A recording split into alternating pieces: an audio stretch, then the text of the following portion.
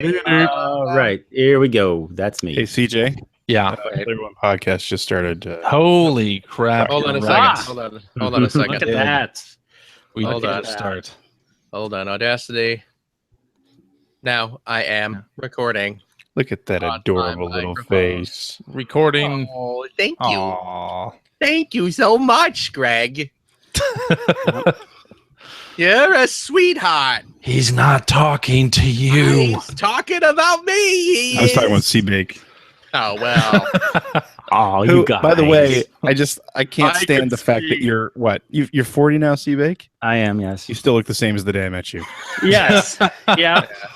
I mean, I don't even see a gray hair. Like that's There's I've got like 4 gray hairs. They've been there since I was 28, Just don't ask. and I haven't gotten more.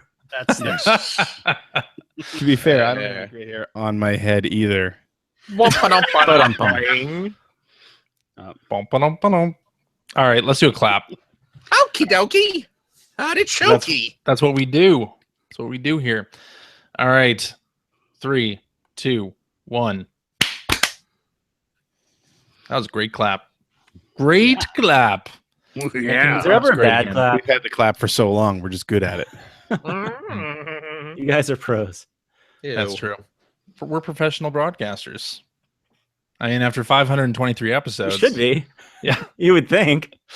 Just a little bit. All right. We may be professional broadcasters, but we refuse to talk about the PS Pro because Sony didn't send us any. right. Oh, though, I was informed. Why?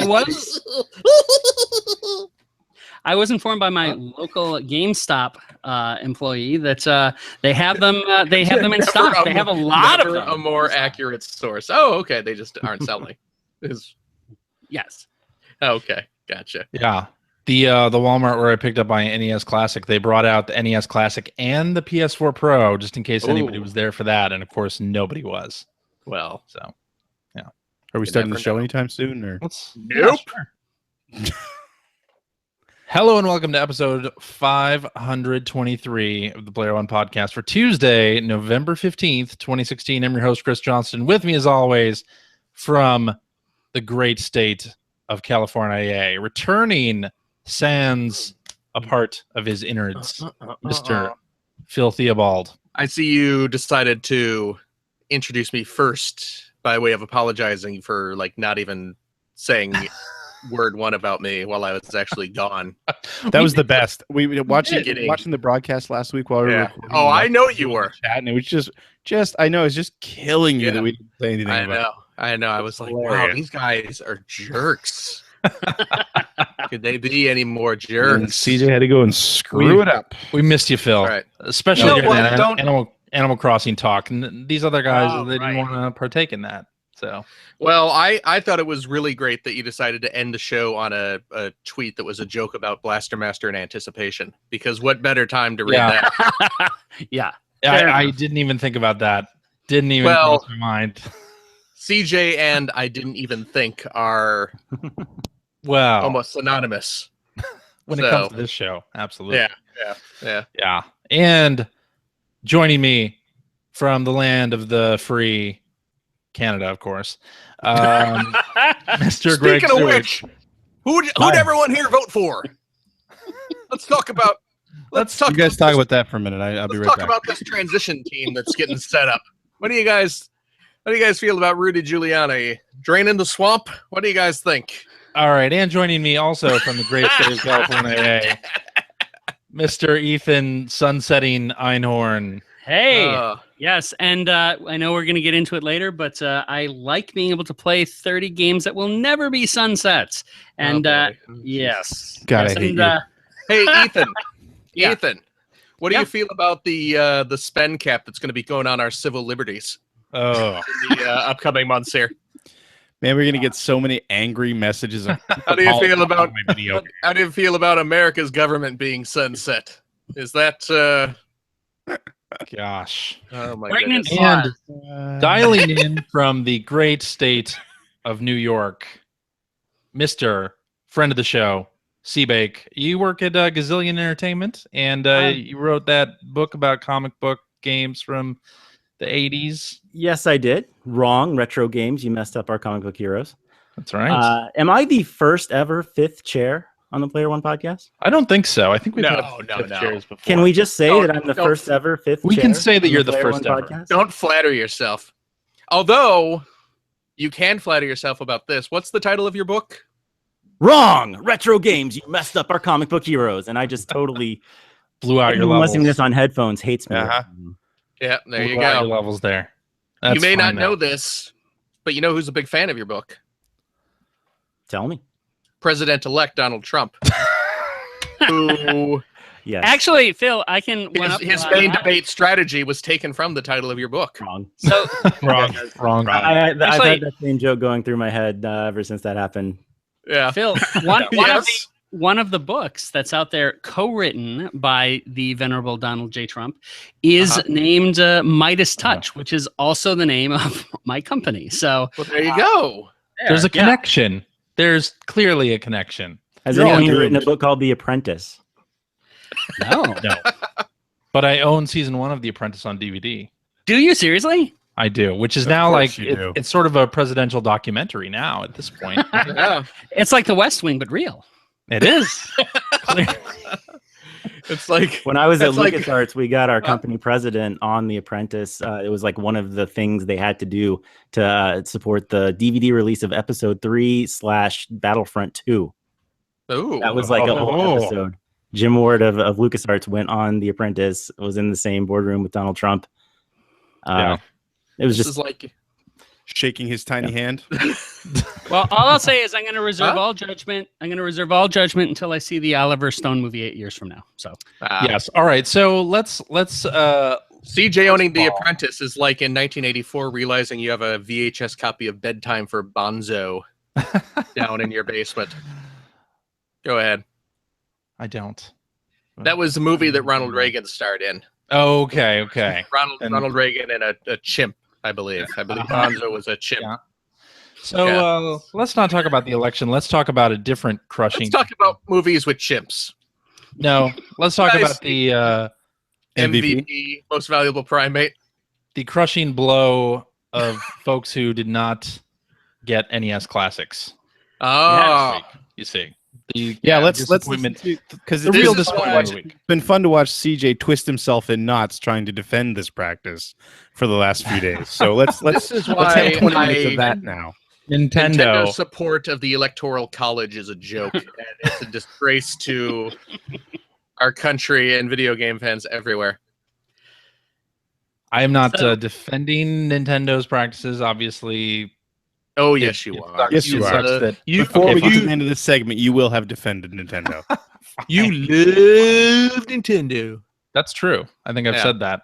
Yeah. Here on the show. Yeah. So You love So- Nintendo like C-Bakes loves animals. I don't think so. I don't know what to say to that. All you have to do is lean in close to your microphone and say wrong. Should I Yeah. see that throughout this entire show whenever anyone Yeah. says anything I don't Just agree with? consider, And just not consider it a back up? plug. It might win you it's the a lie. presidency. Or It's a I don't plug know. for your book. C-Bake, if you're ever considering running for public office, I mean, you could start now. that's true. Yeah. There you go. So the NES Classic came out on Friday. $60 gets you 30 Nintendo Entertainment Well, System. to be honest, classics. in most places Preloaded. in the United States and Canada, $60 gets you nothing. Well, true. Disappointment. Not with this economy. Thanks, Obama. Not when these NES classics are made in China. Let's bring back our manufacturing. Oh boy. Oh, wow. Anyway. For us saying before we started recording, let's not say anything about the election. We sure are saying a lot. Although, okay. Are we really? No. Are we actually saying anything? Neither No. did your president. Oh my goodness.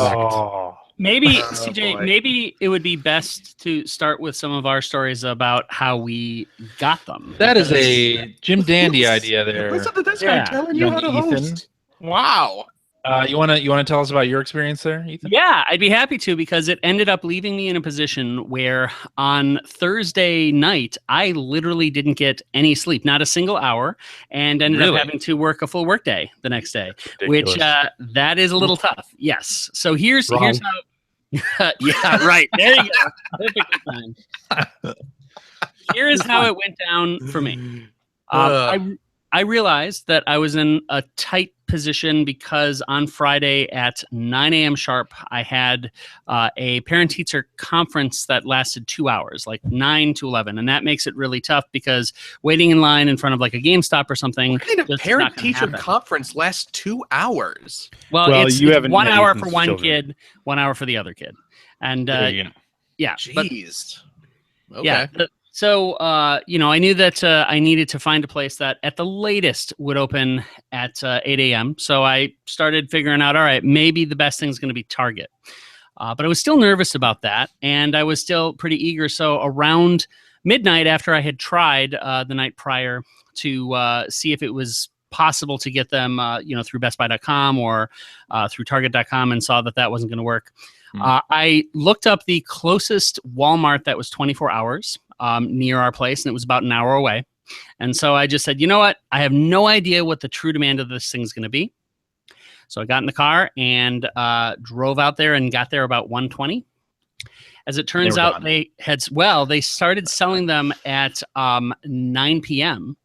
So yeah. And they said there's a huge line and they sold out almost instantly. So I was like, all right, well, I figured that would probably be the case. I was not actually expecting to walk out with one, but thought, hey, if I could, then I wouldn't have to worry about getting in front of a store early.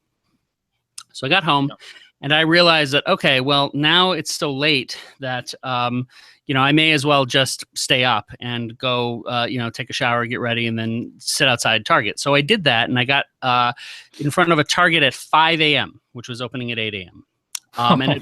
Damn. Yeah. And at first, I looked like a crazy man. Like, I was. No, it wasn't just at first. Yeah. Oh, I was actually told by a Target person that they were afraid at first that I might be a homeless person, but they saw that I was dressed for work, so obviously I wasn't, which was Wrong.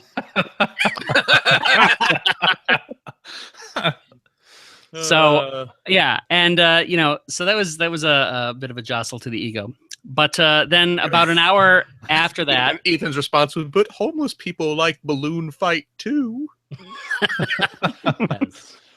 So about an hour after I got in line at 5, around 6, a woman came up to me and said, "This is going to be a really strange question, but are you here for this Nintendo?" And I'm like, "Yes."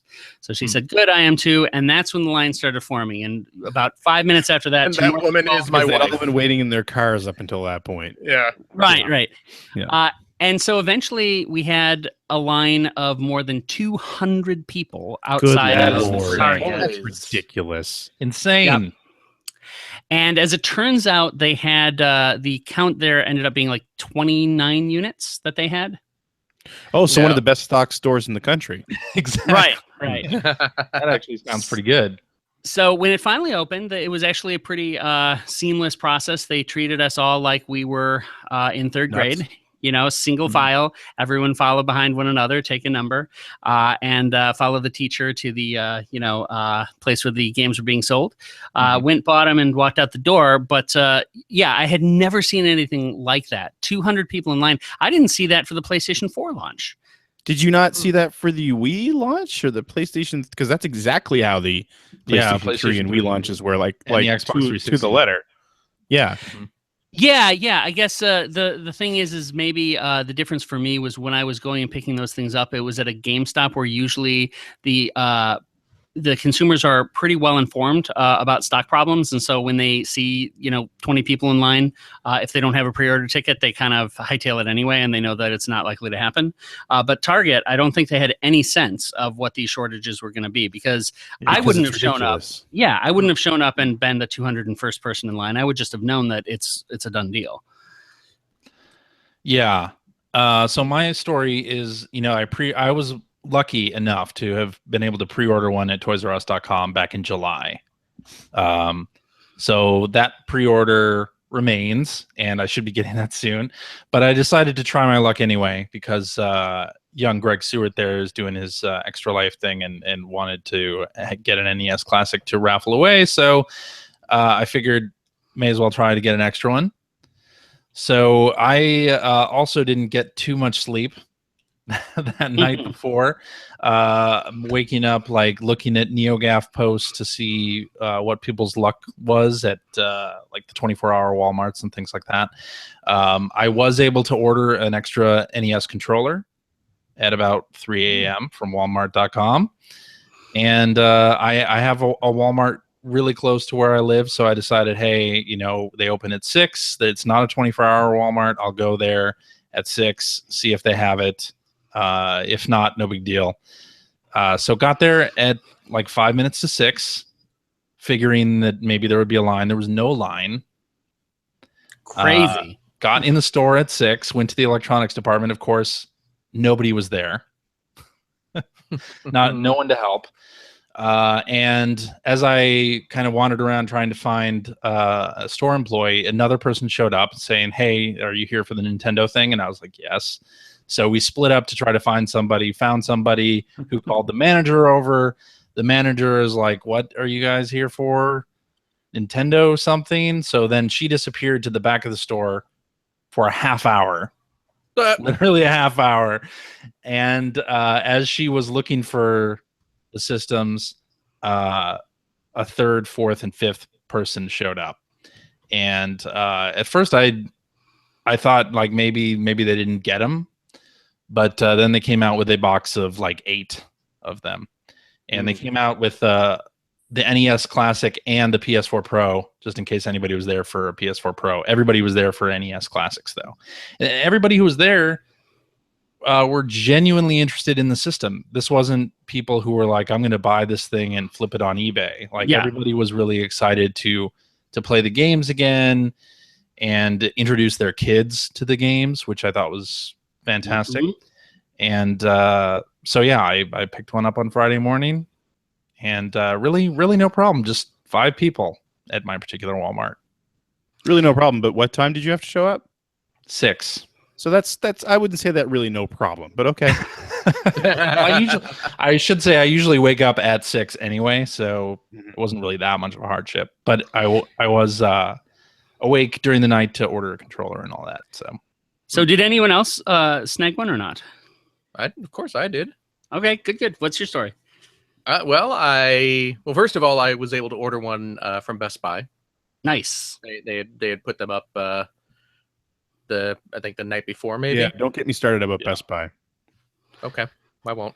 I'm going to anyway. They announced that they were going to be selling them online, but not until midnight PST, which was great for everybody, on the eastern side of the country. Yeah. Go for it. West, wrong. Literally wrong. Oh wait. Oh, okay. I see what you're saying. Forget I said that. You mean not literally great. Gotcha. Not literally great. He's being sarcastic. Sarcasm. Yes. Yeah. No, so I have one ordered. I had one ordered there. Still do. It's shipped. It's on its way. Which is great because they're going for like $230 now. So that is ridiculous. So cha-ching.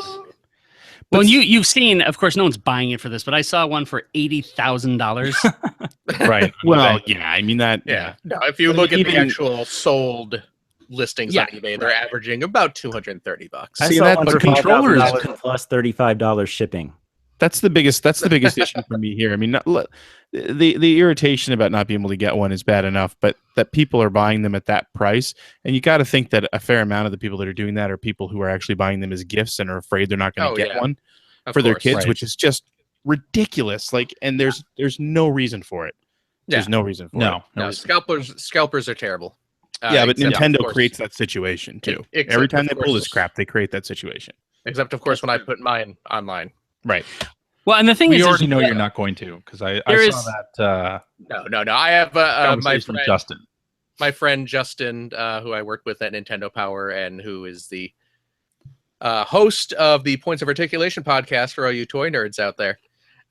He offered to buy it off me. So yeah, I'm going to sell it to him for a wildly inflated price. $250. Yeah. But no, but I still wanted to see if I could go find one at the store, just because I didn't want to have to wait for shipping and everything like that. So what I ended up doing was that night I climbed into my warm, soft bed with my beautiful wife. Slept next to her peacefully, soundly. Wrong. No. It was. It was a. Wait, it was a which part were you lovely. saying wrong to? Yeah. Slept Dude, peacefully. really? Oh, okay. Oh no. I slept actually quite well. Okay. Woke up in the morning about 6:30, which is when I usually wake up. I have a 4-year-old who wakes up about that time. Told so I said, oh, you know what? I think I'm going to drive out to a store, see if I can find this thing. I asked Finn if he'd like to accompany me, and of course he did. So the two of us got dressed and we drove over to the Target that's near our house. They opened at 7:00. Oh, nice. Nice. Yeah, we got there at about 7:10 or so. There was no line or anything outside, obviously, since they'd been open for 10 minutes. I walked back to the electronics section. There was a line of people there, and I stood in line for about 15 minutes, bought it, and returned home. There you go. That's not bad.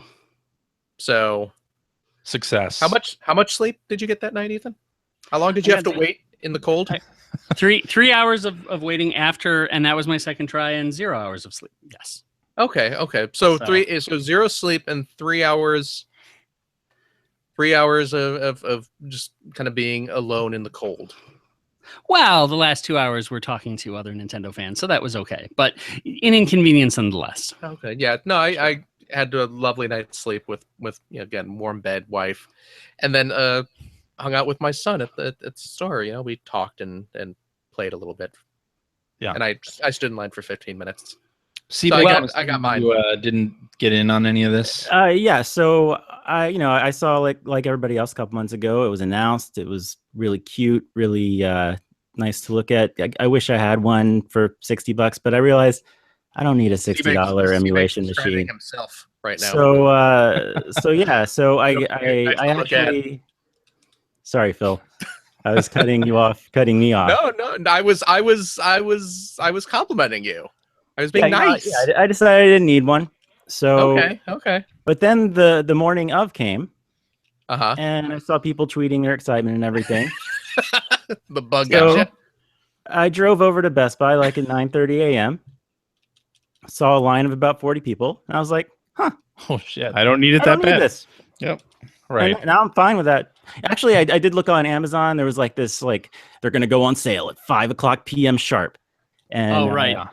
Yeah, so I went That to sold out Amazon, in minutes, right? just out of curiosity.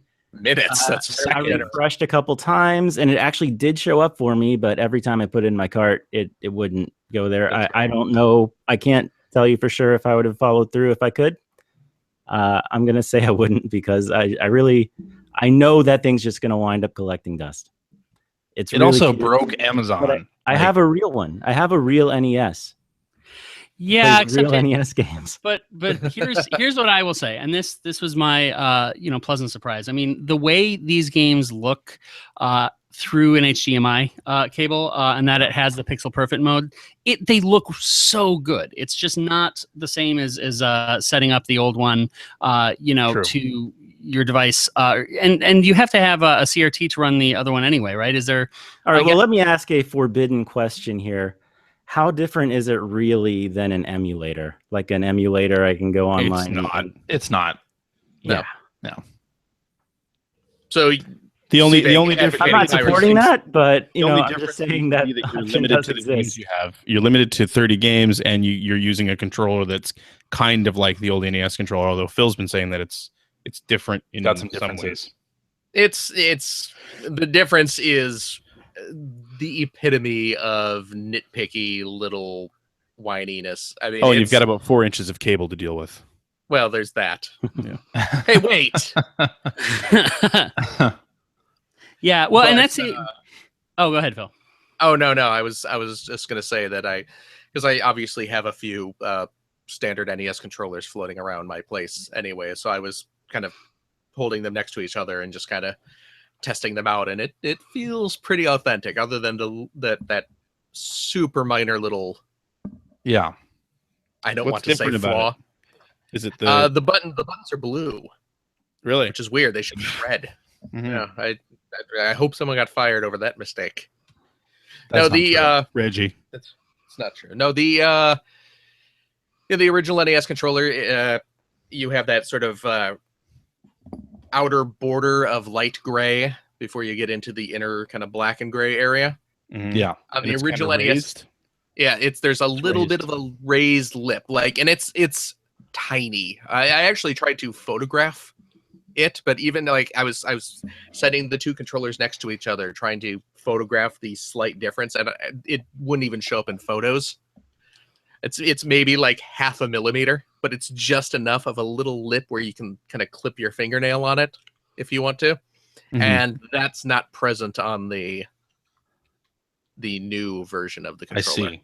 It's So, just, Greg, it's did a you smooth did surface. you go to any stores or anything to try to get one, or Not really. I mean, like I said, Best Buy announced that day that they had limited numbers, of course, and that they were Sure. going to go on sale at 12 PSD, which again, like anybody east of, well, even in Ontario, I mean, if you were in Ontario, that was, I think, still 3 a.m. Sure. So anywhere east of Ontario that was ridiculous. Like I wasn't staying up till 4 a.m. to try to hopefully get one.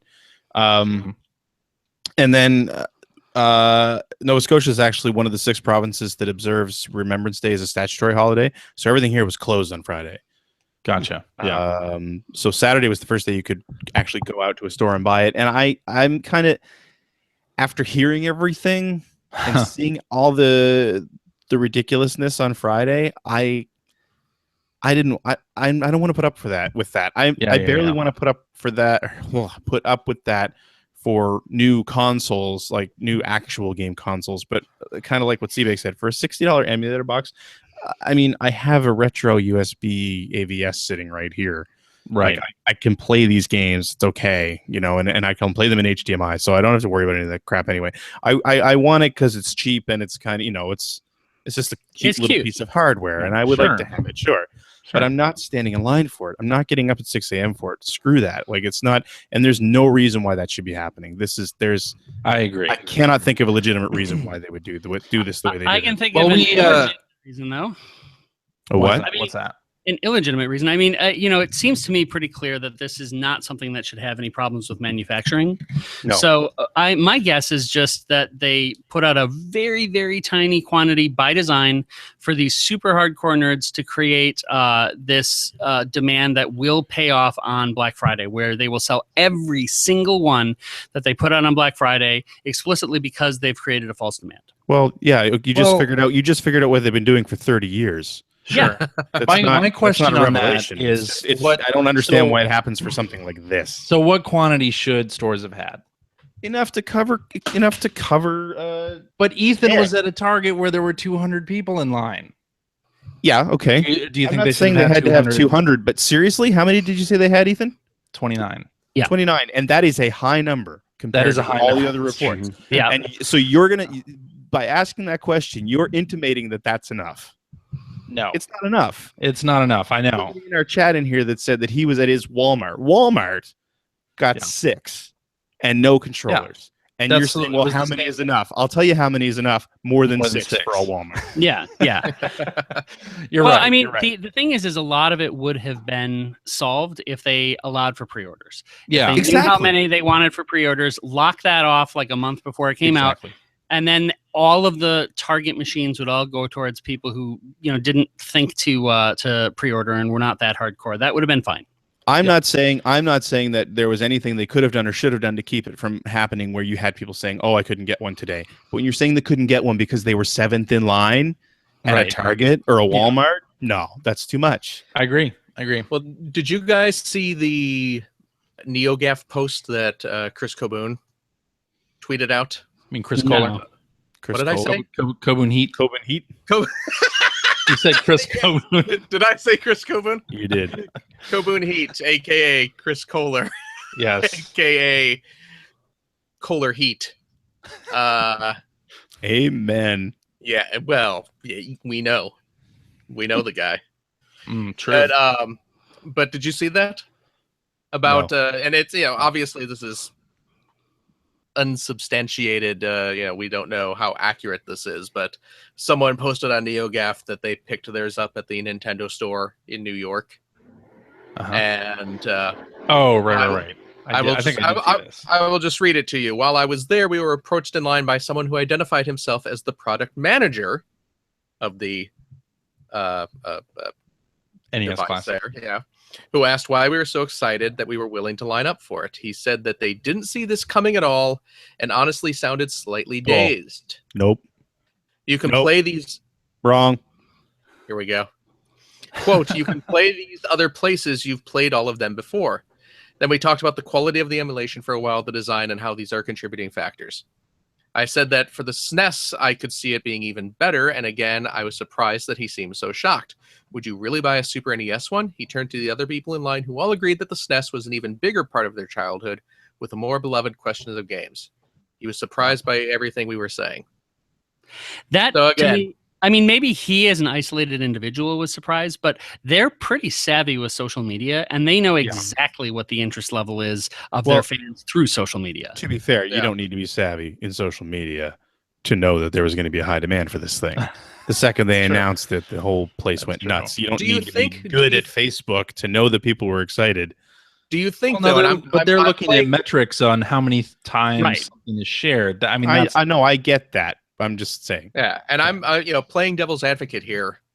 Just is there a possibility that at some level up the ladder, up the chain of command at Nintendo, where they aren't necessarily reading Twitter or reading Facebook, that some suit is looking at like that post said, the number of times that each of these games have been re-released. It's certainly possible. For various consoles. And then looking at sales figures because we are hardcore gaming nerds. This is what we do every week. Yeah. So we are looking at this in a different way. This is not a console launch. This is a toy release. Yeah, I think that's absolutely true. This is not a Nintendo Wii. This is not a 3DS. This is a toy. It is akin to those Atari 2600. Yeah, flashbacks that have the 50 built-in games, or the Genesis one, or the ColecoVision one, for crying out loud. The little plug and play Pac-Man systems, which certainly for $20 sell in these numbers. Well, that's just it. With this type of demand, those are things where you go into a Toys R Us and they'll have maybe 5 of them sitting on the shelf for how many months? The only thing I'm saying that for me feels like proof that is not what happened. No pre-orders. No pre-orders. Well, again, it's a toy. It's a toy release. It's a toy release. It's Nintendo, though. The other thing, though, that suggests to me that at least there were plenty of people involved in its production that understood exactly how much consumers would want it is that it has the craft and design and game selections that can only come from people who really get this. I mean, that's true. But here's what a company. If you look at Nintendo, wait. I'm talking about a company that's been doing this for 30 years. They resurrected. You had your turn. Let me talk. You had your turn. Now I want to talk just to say something. I'm saying something now. Listen to me. No, seriously though, you're talking about a company that's been doing this for 30 years. They do this all the time. They resurrected the Nintendo Power Line. They did a midnight launch at the Nintendo World Store, and you're saying that they didn't think this might be a big ticket item? That's ridiculous.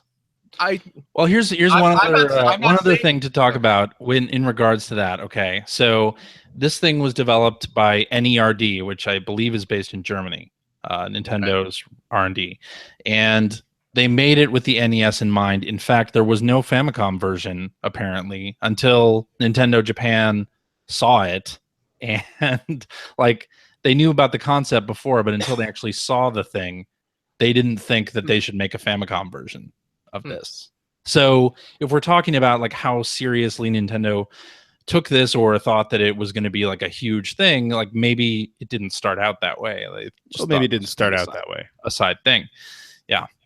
I think where hype really started to go off the chain was about a week and a half ago when various sites started posting their hands-on impressions and doing videos of it, because it was promoted really huge on GameSpot and IGN, and there were a lot of videos about it. A lot of that being shared on social media. That was when they announced their whole Nintendo Powerline thing and the launch at the Nintendo New York store. So, yeah, No. I mean, I think obviously You're bending over backwards to make it seem like this wasn't manufactured. I think obviously this is they screwed up the launch. Did they? I think they got exactly what they wanted. Right, because there will be none left unsold on Black Friday. They could. Here's the thing that really matters, and it's Nintendo's follow through on this, because they did tweet out on Friday that stores were going to be gaining more supply and they're going to be restocking soon. And if Nintendo actually follows through on that and ends up sending stores enough supply to basically lessen the amount of scalpers that are out there, that can only be in their favor. Like, they really have to ship these out in great numbers now. It depends on, I don't know, it depends on how bad the scalper situation is and how many people are actually falling for it. It's pretty bad. Because then if it comes out, bad. If they get restocked in really big numbers 2 weeks later, you've got a bunch of people who spend $250 on one. That's not Nintendo's fault. That's not Nintendo's Nintendo's fault. Yes, it is. It's a manufactured shortage. It is Nintendo's fault. You can't keep saying it's not their fault. It's they scalpers swarm around stuff like this. The fact that it's a shortage. Nintendo logged into those people's eBay accounts, placed the bids, you their PayPal accounts. You could pretend that they have no idea what the market is that they're selling into, but I think that's selling them. I hear that Reggie was the one that won the $13,000 auction for one of these things, just to inflate the demand. So I'm going to read a couple, because we had some listeners DM their experiences to the P1 Podcast Twitter account. So I want to read some of these, because these are. You know what I'm wondering? I'm wondering if right now, and I have a toy podcast of my own, but we don't really. Never heard of it. But this sort of points of articulation. Oh, tell me about it. You like Lego and you like Transformers and you like a couple nerds talking about them. There you go. But I wonder if there's a toy podcast out there right now having this exact same conversation about Hatchimals. Let me tell you about Hatchimals. Hatchimals for a second here, because your kid got one, right? Charlotte watches Hatchimals videos on YouTube, and she started saying that she wanted a Hatchimal. So I started researching this, and oh my God, scalpers are getting so much damn money for those things. And this is basically a Furby, right, that actually hatches out of an egg, and you can interact with it. Mm-hmm. I've never heard of that before. Very simple way. Does it have like a Popples element to it? No. It's like an actual, like the egg is, and you know what? I stumbled into a toy store like a couple weeks before these things blew up, and they had like half a dozen of them sitting on the customer service counter, and I should have bought all of them. I shouldn't, because that would make me a toy scalper. I think YouTube really made it blow up. Yeah, well, of course, but no, I probably should have gotten one for Finn for Christmas or something. But it's like a plastic egg, right? It's a plastic egg, yeah, and it's not like a Papa where you can turn it inside out or whatever. But no, you start the process, and it takes like about a 25 or 30 minute like process to nurture it until it's ready to hatch from the egg, and then it actually pecks out of its egg. That's crazy. Yeah. So the egg, you have to help it. Once it comes out, the egg is just you throw it away, or that's right, you throw it away. You don't reuse the egg, and then it's basically a Furby from that point. That's crazy. That's kind of neat, though. Yeah. So those are retailing for $60, and they're going on eBay for like $200, $250, $300. Oh, jeez. And of course, I used a little stock tracker online because the internet is great, and was able to get notified when Amazon had them in stock and got one for MSRP. Stock as in like what stores have stock as opposed to stock. That's right. Stock, not so like Amazon had them for a very short period one day, and I get them from Amazon for the MSRP. So that was good. And you don't know which one is. You don't know what it looks like when you get it, because aren't they all different? That's right. Basically, it's a blind toy. See, it's a $60 blind bag. That's right, $60 blind bag. Yeah, so at least it's spend capped. At least it's spend capped. Yeah, but I mean, the Hatchimals the same sort of deal. I'm not sure if they had a pre-order program, but they are going. Well, but of course they didn't, because they're toys. It's a toy. Exactly. Didn't Phil just say that he saw them in stores before they blew up? Yeah. So, I mean, if you're talking about something that was already in stores before it became popular and there were enough that there was some sitting on a shelf, that is absolutely not the same thing as this. Well, the You're difference fitting it is, to be though, the same thing. It the blew up difference- afterwards, and then if stores took a while to restock, that's different. Greg, the difference is the internet has a much bigger group of nerds talking about video games than they do talking about toys intended for toddlers. I Yeah, mean, okay, but I'm saying it's not the same thing. Well, There you go. That's supply growing, if this was, and demand needed But to be but met. again, as opposed so to the company that not makes needing the to company ban that it. makes Hatchimals is Spin Master, and they've been a toy company for a long time, and they should have known, right? Should they? I don't know. If there were enough to sit on toy no, shelves well, before it's the same. This is the same thing. The Nintendo thing is exactly the same thing as the Hatchimals, which is exactly the same thing as Tickle Me Elmo, which is exactly the same thing as Cabbage Patch Kids, where it is a toy that made it to market that just and you know, you can't predict what's gonna Well, end I up mean, being that's the the big thing, Christmas seller. So It for just every became- I'm starting But to the understand why Trump got elected president. but for every Hatchimal, Wow. you're going to have a line of Battlefield Earth toys, right? the thing Sure. is, you know, you have these toys, and just a random toy every season is going to get discovered Right. somehow, whether it's Yep. through word of mouth like Cabbage Patch Kids, But is the whether discovery after it's launched? whether it's a Nintendo or a YouTube video with the Hatchimals.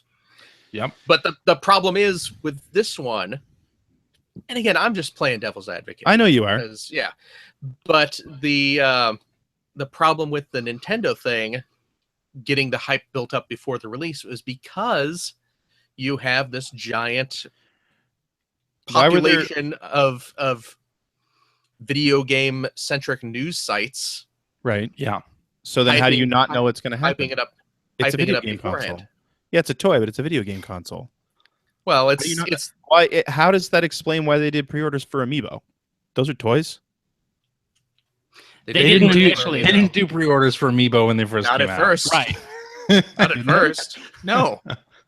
No, Okay. of course not. No, I And I'd imagine the only reason they did it subsequently was because of retailer demand. Do they do Yeah. pre-orders for Skylanders? I have no I idea. don't know. for the actual Does anyone play figures. Skylanders Yeah, anymore? for the figures. Did they I'll do tell you what, pre-orders Finn- for? Finn's hyped up for new Skylanders. I guess they do pre-orders for Lego Dimensions, right? Yes. Yeah, they do have pre-orders. Toys R Us, I know you can pre-order. Hack and Really I'm- Storebond 3 in our chat is saying they had pre-orders for the first wave of Amiibo. Did Okay. they? Yeah. And So who I mean, I don't know if he knows better than we do, but he's saying he does. is- that they I did. think that he guy would know know. about- I think he would know. What does that guy know about video games or video game deals? All right, let's Jared- read Jared some knows what of he's let's talking read some about. of these retail reports from listeners because Okay. they took the time to type them in, and I'd like to read them. Hacker Elias Last Place 09 says, woke up at 5 a.m. to find the add to cart button lit up on the Toys R Us site. It said I could only pick up in store. I honestly didn't think they would have any in store by the time I was able to eventually pick it up, but lo and behold, it was there. I've read a lot of other people who used Toys R Us got screwed out of their online purchase because they sold more stock than they had to cover the online store pickups. Yeah, I did hear from a few people online that had their order canceled. And to me, that's on Toys R Us. Yeah. Like Toys R Us opening that button and then Yeah. not Well, being able to I fulfill. think it is and it isn't because we also have tons of reports coming in from places that said that they didn't get as many as they ordered. So if Nintendo was shortchanging them and they weren't aware of that leading up to it, then it's They can't control partially that. they can't control that. And I mean, we've heard a lot of places where we ordered 90 and we got 6. Right. And I mean, I don't know if I was lied to, but the couple of places that I asked leading up to it, up till like the day before release, they were saying they didn't know how many they were going to get. Sure. And I'm glad I heard now that ended up being a problem for people with Toys R Us because I got actually pretty far into the online ordering for that and got all the way to where I was checking out, and then they pulled it out of my basket and said, no, we don't have this after all. Yeah. Oh, All right. Hacker Alias JZ Peeps says, Lined up at Best Buy at 7:50. At 9, there were 15 people, and they gave us all tickets. After we all left, the Best Buy guys kept having to explain over and over to the lines that continued to form. Lots of people were mad. When we lined up back at 9:45 to redeem our tickets, people without tickets started lining up with us. We asked the first lady if she was waiting for the Classic. She said, heck yes. We told her they were already gone and that we had been waiting in line for an hour earlier in the morning and got tickets. She was not happy. She said she gave her grandson an IOU for one back in August. She said she had called the store the day before and no one told her about tickets. She yelled at them for having so few and complained to all the other would-be owners as she left. Summary, the Best Buy guys took it on the chin today, and Nintendo really missed making people really happy. Yep. That is exactly how I feel about it. Definitely true. Well, and I got to say that there's that challenge of, is it a toy? Is it a console? Like, if it's a console, then you're catering to an audience that has the expectations of limited inventory and all of that. If it's a toy, people don't expect that. So it's not fair to the people who look at this as a toy and they haven't bought a console maybe since the original NES and they're going for this and now they have to behave like a hardcore gamer. Yeah, I think Alias. that's a good point, actually. It is, because if we're going to go on saying that this is a toy, then yeah, who the hell thinks they should be lining up at 6 a.m. to get that? Well, didn't people line up for Tickle Me Elmos and all number of different odd holiday toys? I mean, of course they that did. happens. Go on YouTube. I'm saying it again. Is that before or after it was launched? We are talking about launch day. We're talking about launch day, not after the first shipment came out and it became the hottest thing on the market.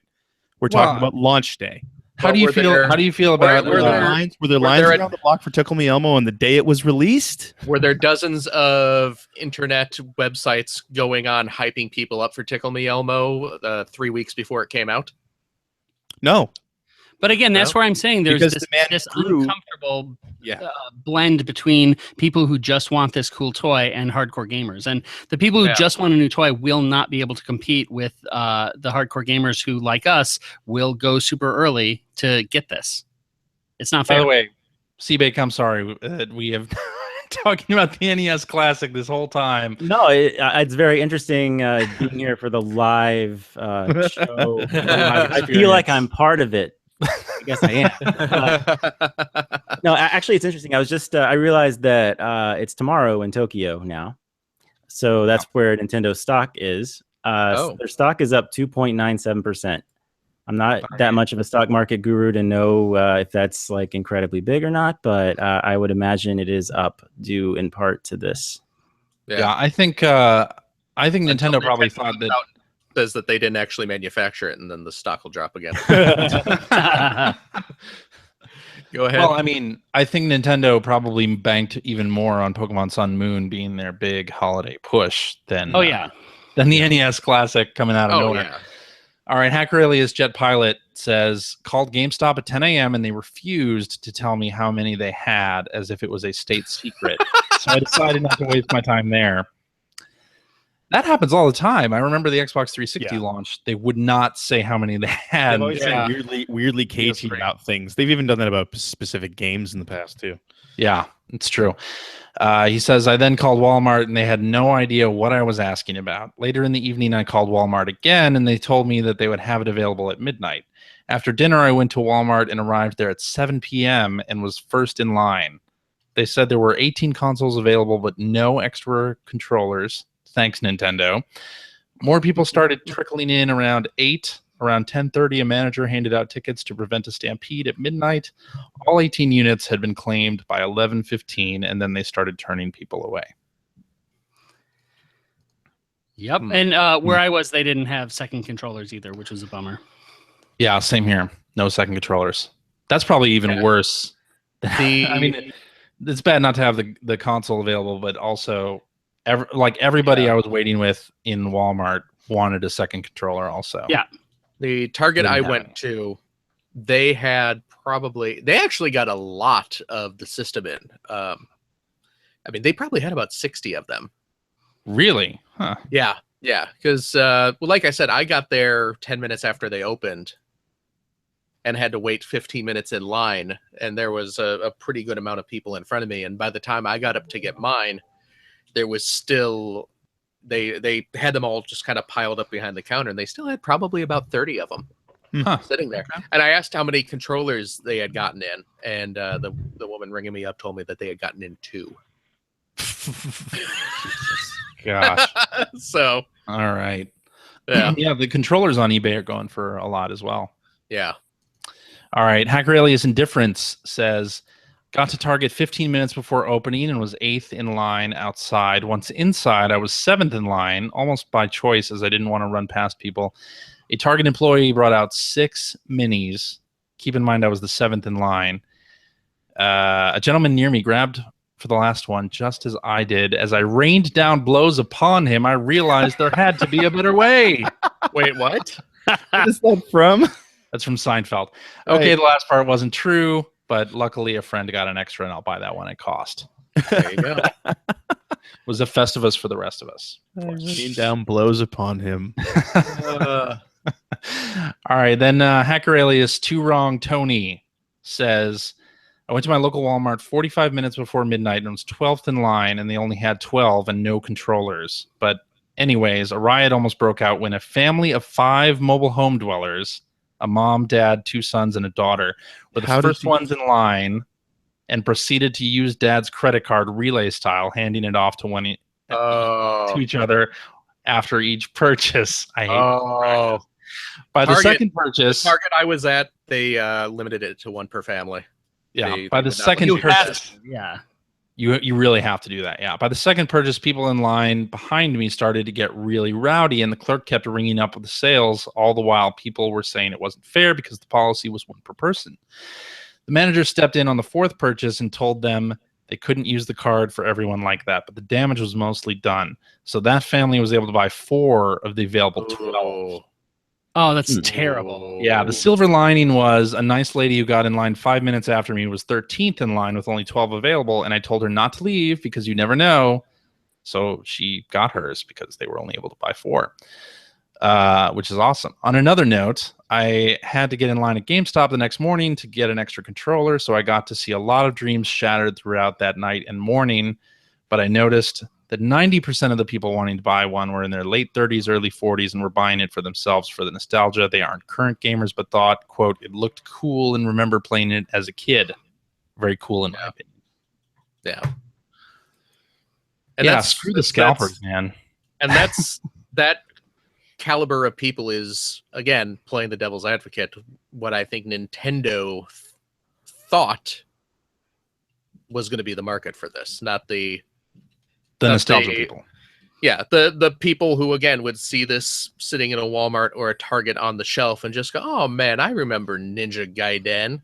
Or actually, because they're not the hardcore gamer, they'd say, I remember Ninja Gaiden.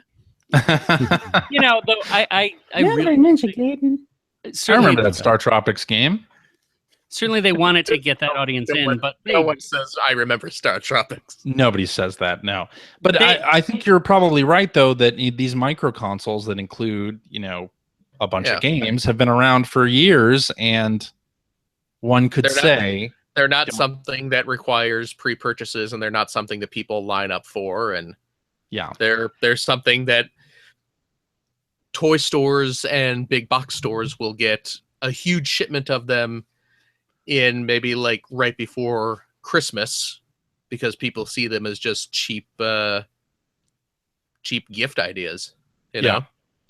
Yeah, but I think now it's all down to Nintendo to ship more and fast. They definitely understand that this is not just for that more kind of casual lapsed gamer audience. When you have the box and you're opening it up and it says on the inside, now you're playing with power, and you have that poster with Rob and the light gun zapper. I mean, this is for an audience that is pretty core as well. You know what, though? Those things could easily be banking on the nostalgia, though. I think a lot of that is because the people who work at Nintendo who are designing these things are people who grew up with the NES and are designing this basically for themselves and including that stuff. Not necessarily. I think it's a real shame, to be honest, because where they did, I mean, again, I'm going to say that you guys are, I know Phil's just playing devil's advocate, but I think it's a really crazy theory because you're talking about the fact that they resurrected the Nintendo Power line. They took those pages from Nintendo Power, put them in that nice book that they're selling as well. Nintendo is not selling that book, by the way. Okay, that is prima.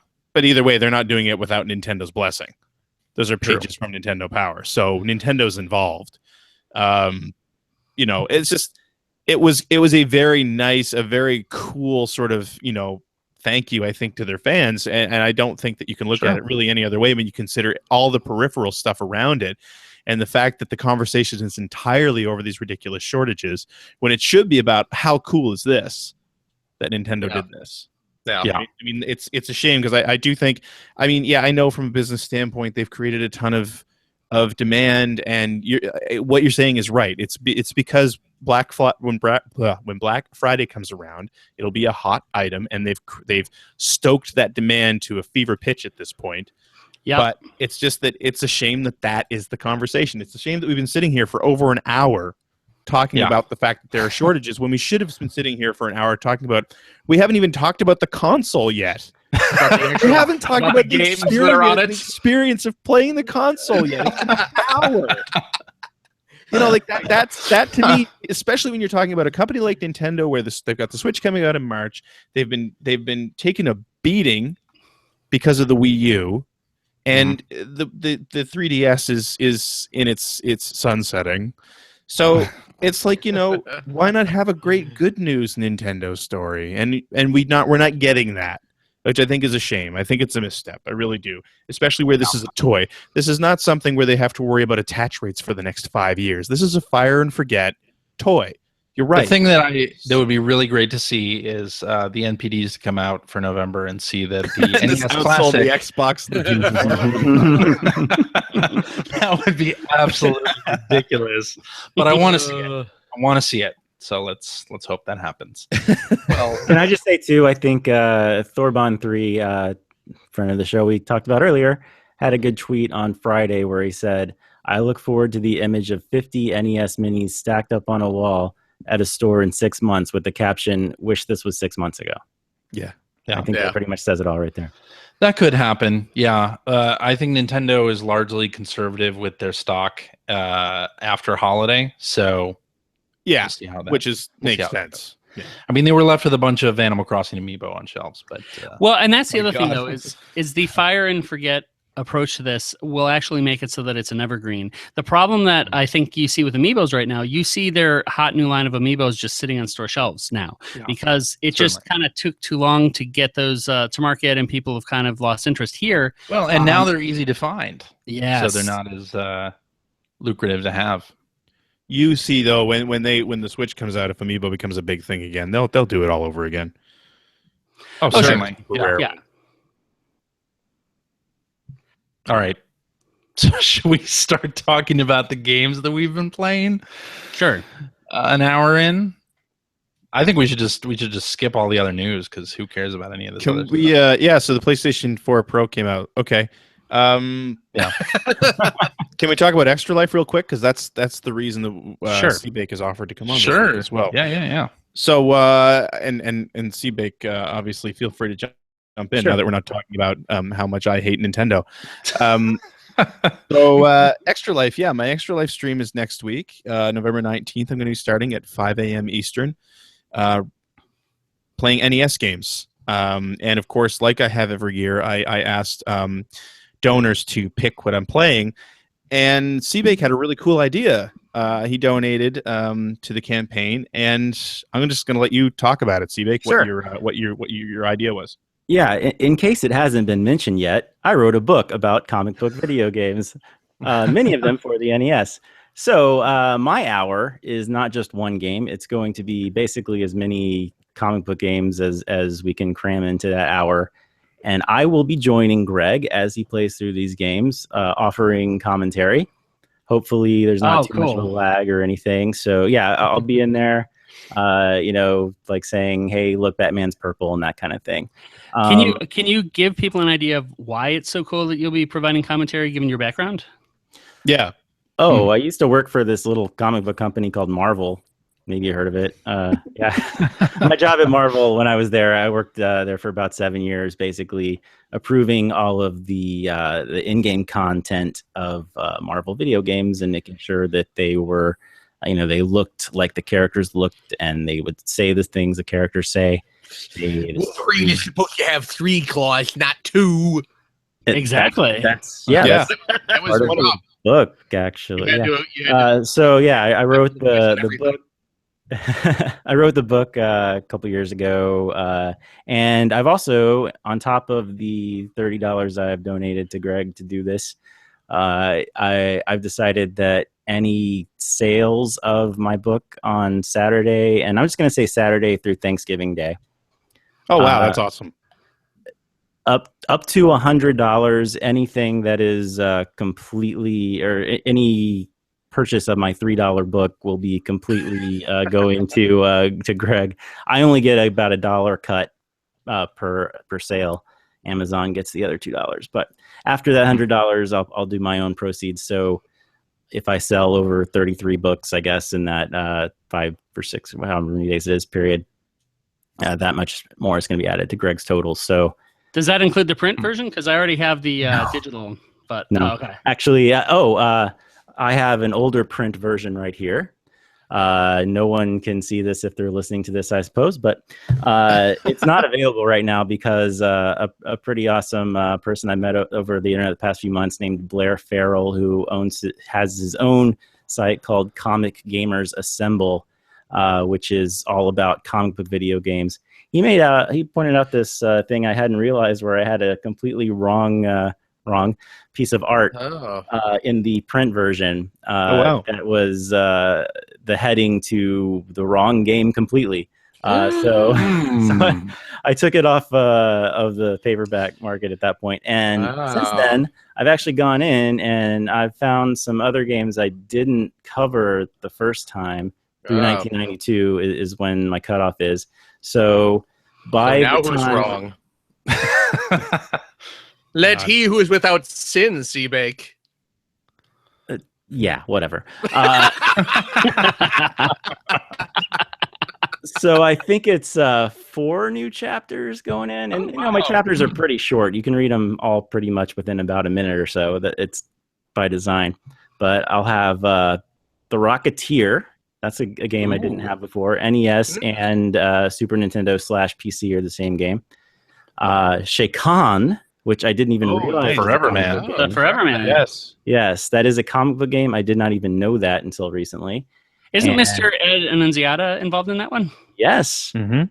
Who works at Gazillion and just released a game called Dexter Slice that you should all look into. It's actually pretty fun. It'll make you recoil from your iPhone in ways you never thought possible. Yes, Greg has played it. I have. And yeah, the other one is actually Baseball Stars Professional, which you may not think is a comic book game. That like based on a manga or something like that? There is a team in the game called the Fabulous Superstars, I think, something like that. And it is the single worst example of copyright infringement in a video game I've ever seen. Since Revenge of Shinobi? I was going to ask the same thing. Because the entire team is made up of characters from movies, mainly. And Batman's one of them, so I threw him in there. Interesting. Batman is there. It is a picture of Batman. All right. Wow. Then, so this one, I think I actually want to do a YouTube video if I can find the time to make my own YouTube video. I think that would get some traction because it's pretty funny. And I haven't seen anybody else on the internet talk about this. So yeah, those 4 chapters, I've made a few enhancements and corrections. I got this. I mean, ironic. I got a couple things wrong in my book called Wrong, but anyway. So by Saturday, that should all be in there. So anyone who buys it Saturday through Thanksgiving Day, you're helping out Extra Life. So yeah, so that's the reason why. I mean, there are those 2 reasons. Obviously, Seabake's generosity is the main reason, but also that his book is going to get updated, which I actually been reading through this week because I remember you sent us free codes and I didn't read it. before now, so I have been. But now I know Okay. there's some wrong stuff in there, so I don't know if I'm going to finish reading it. Well, it is sincerely though. No, It is it's a great, really it's a great book, really well written, and it's very funny. And Oh, it's, and it's- to- you're right. The really short chapters actually make it super easy to read, even on your phone or Yeah. something like that. It's Yeah. nuggety. Yeah, it's Yes. nuggety. So yeah, to get there, by the way, I haven't said this. The easiest way to get there, there's two ways. Just go to Amazon and type in "wrong retro." That's one way to do it. For wrong Yeah. retro games, you messed up our comic book heroes. Really long title, stupidly long, but I wanted it for SEO and stuff. Or you can go to bit.ly/old comic games. All lowercase old comic games, or capital O, capital C, capital G. Also, I reserve both. So bit.ly, that bit.ly link. Yeah. I'll put those in the show notes too. And also, I'll go ahead and say it. I am working on the sequel finally. I'm calling it Super Wrong 64 because it will be Nice. it will be covering the area of time between the 16-bit through N64/PlayStation, pretty much. And I'm through 1993, and it's taken me quite a lot of time. It's actually a lot. I'm making them longer now because that was actually a common request I had was make things longer. So doing that too, and it's taking more time. And I have a job now. No. Anyway, Man, Don't do it. So, just to reiterate, though, what this Yeah. is about. This is, of course, about Extra Life. Yes. My stream that Seabake is going to be a part of is going to be on November 19th. I'm also going to be joined by a friend of mine who plays for Toronto Sick Kids, named Ryan Bossman, who's going to be co-hosting the whole thing with me, all 24 hours, as far as I know. And what he's going to be doing on the stream, just to call this out, is people have this year. I mean, people have been super generous with their money. I've already raised over $3,000 before we're even going into the marathon, which is amazing. Actually, 3,360 is my current total of a goal of 5,500. So thank you, everyone who's given so far. During the stream, Ryan is going to be giving away I have over 50 codes for games and content, including some that were donated by Seabake through Gazillion for Marvel Heroes content that I'm going to be giving away over those 24 hours. There's over 50 different games to give away, basically.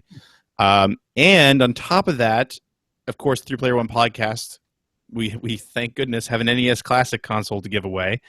To anybody, basically every $5 you donate puts your name in the pot for that. But I've got a bunch of other stuff too. I got a bunch of PS4 games to give away. I got a bunch of PS3 games to give away, and also a Dreamcast with a bunch of games and a bunch of controllers, and a Saturn with a bunch of games and a bunch of controllers. And all that stuff was donated mostly by listeners, which is amazing. Like every awesome. year at this time, I am floored by the generosity of our listeners and of the people who donate every year.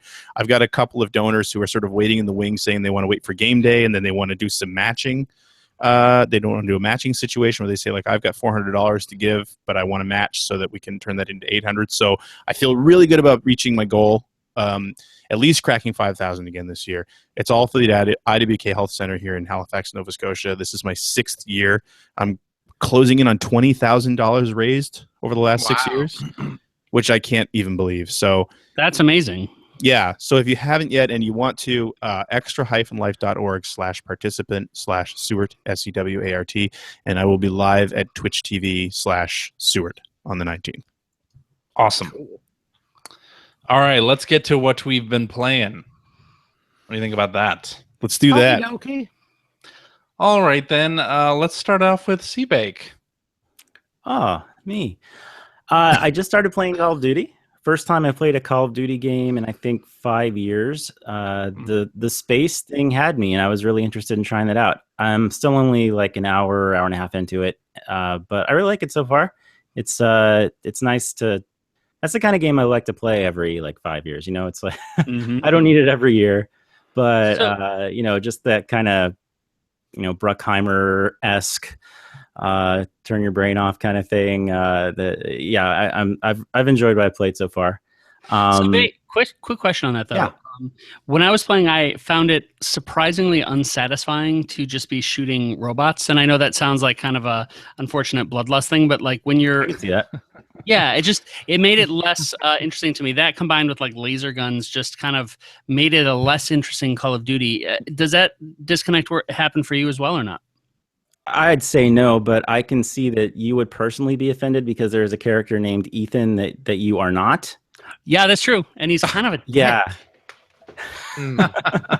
Well, that's you know, weird. it's true to Art character. imitating life.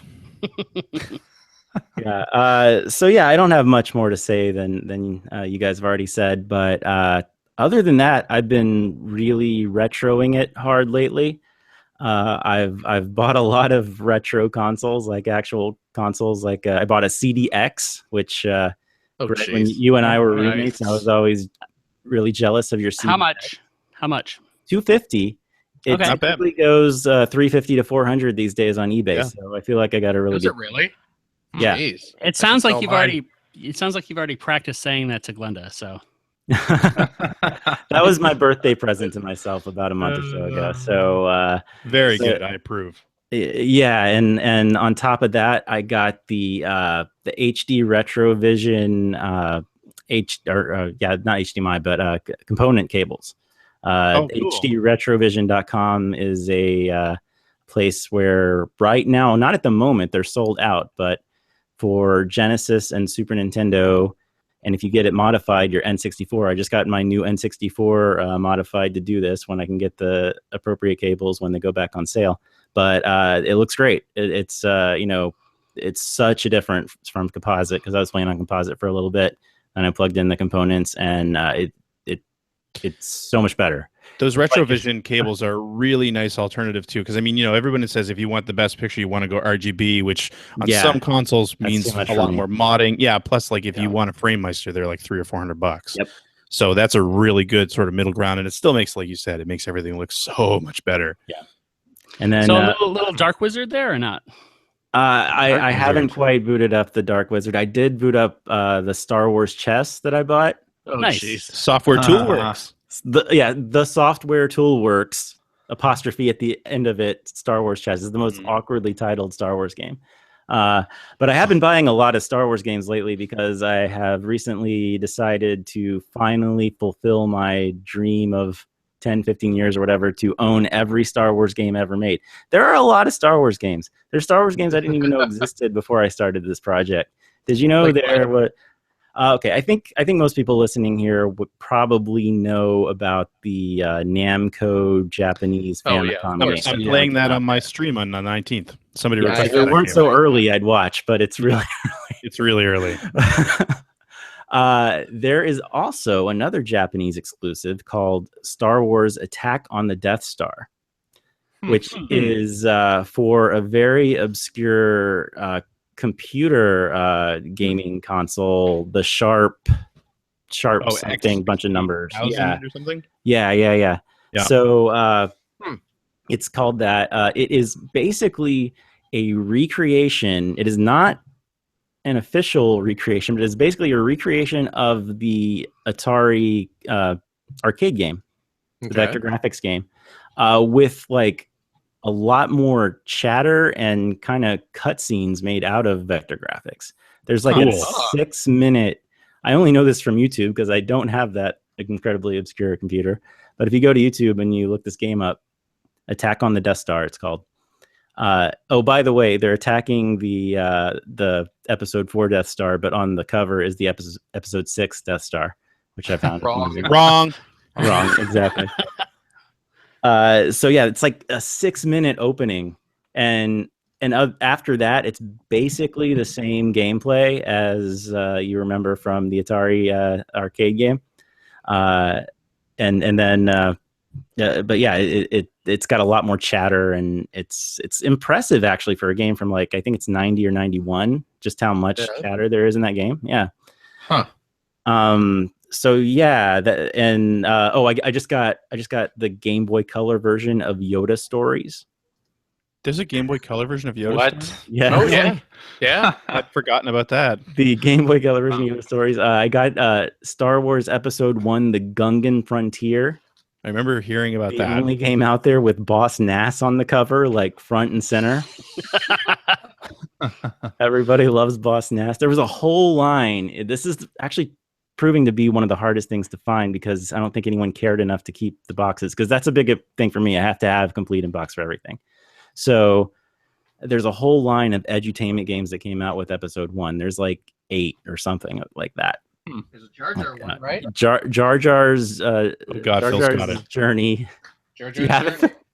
No, I do not have Jar Jar's Journey. Jar Jar's Journey. There's Anakin Speedway. There's Star Wars Math. There's all kinds of I do, however, have nice. right Yoda there. stories. Yes, he Yoda has Yoda stories. stories for Game Boy Color. I have Yoda stories. I also have, and I have no idea how I got this. This had to have been I got it from work or something back in the day. I have Star Wars Obi-Wan's Adventures. I need that complete in box. That's very hard to find complete. That's in box. tough. You're going to be spending some cash on those. Yeah, yeah. Complete The in box. Yoda stories was like $30. Something you know what? If I don't believe I have the box for this, the Obi-Wan, if I did, I would donate that to your cause, but I'm pretty sure I don't have it. Seabake is borderline fetishistic about the boxes because I showed a picture of my Criminal Girls 2 party favors for Vita, and it had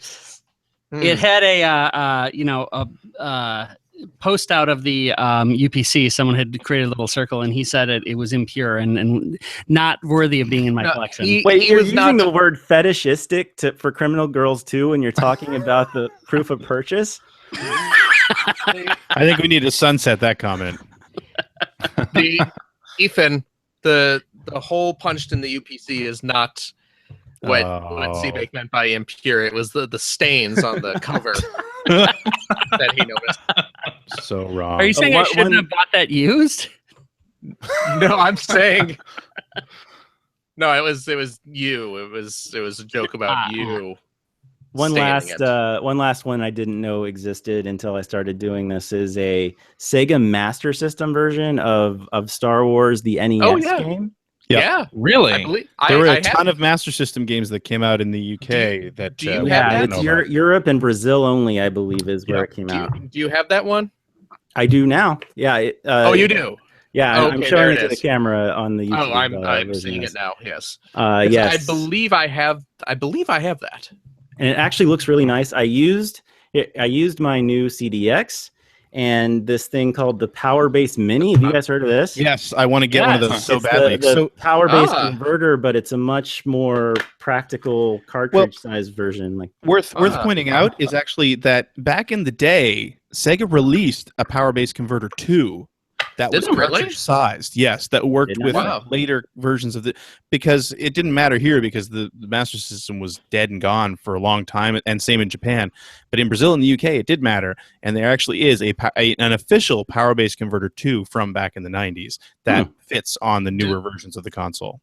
Does the That's Power crazy. Base Converter 2? I'm assuming it's the same with this bootleg one there, but they do not take the card games. No. yeah, probably not. Not that I mean, Although there were, I think that maybe one half that's- a dozen I card think games. the one that Seabake has supports FM sound, though. Oh yeah. I think I don't so. know. It's on. I got it from StoneAgeGamer.com. Yeah. Hmm. I'm pretty sure it Pretty does. awesome. I'd have to double check, but I have a feeling that yes, it does support FM sound, which is cool because in the US games you didn't get that, right? So, but a lot of the cartridges still had the ability to do it. It's just that you couldn't get Wow. the FM sound module for that console. I'm gonna say this right now. I'm watching on YouTube that Sharp X68000 Attack on the Death Star. This intro is amazing. I know, it's really cool. I mean, it's 6 minutes long. it's all vector graphics, but it's like a bunch It of recreates the movie. It's like yeah. shot for I'm shot. watching the escape pod launching down to Tatooine. There, this is pretty awesome. Yeah, so it was a labor of love for somebody, and then they just decided to copy a whole other game. Yeah. All right, Pretty I could go on and on about Star Wars, and I think last time I was here, I announced I was interested in doing a Star Wars gaming podcast chronologically. I am still wanting to do that. It is still something I very much would like to do, and Are I don't know when I you- get started, but yeah. With your Star Wars collection, are you going to do a Star Wars game book? at some point? That is definitely something I've thought about doing. My dream, and this will never happen, but my dream is to do Namco Star Wars the novelization. Nice. Oh, Scorpion Darth Vader. Yeah, well, there's way more than just Scorpion Darth Vader. I know. Everybody knows Scorpion Darth Vader because that's the first your first confrontation with him. But he also turns into like a shark. I think a pterodactyl. Oh, Bake, that would be like a game nerd's version of Pride and Prejudice and Zombies. You Yeah, gotta kinda. do that. Kind of. Well, there's this thing called time and having a real job that gets in the way. You So- think Lucas film would approve that? You think? No, you could, I don't. You could get that in the new canon? You know, what would be great is if just bitterly and out of spite, you could convince George Lucas to approve it, even if Lucas wouldn't. Get him to do the forward. Get him to F you, write it. Disney.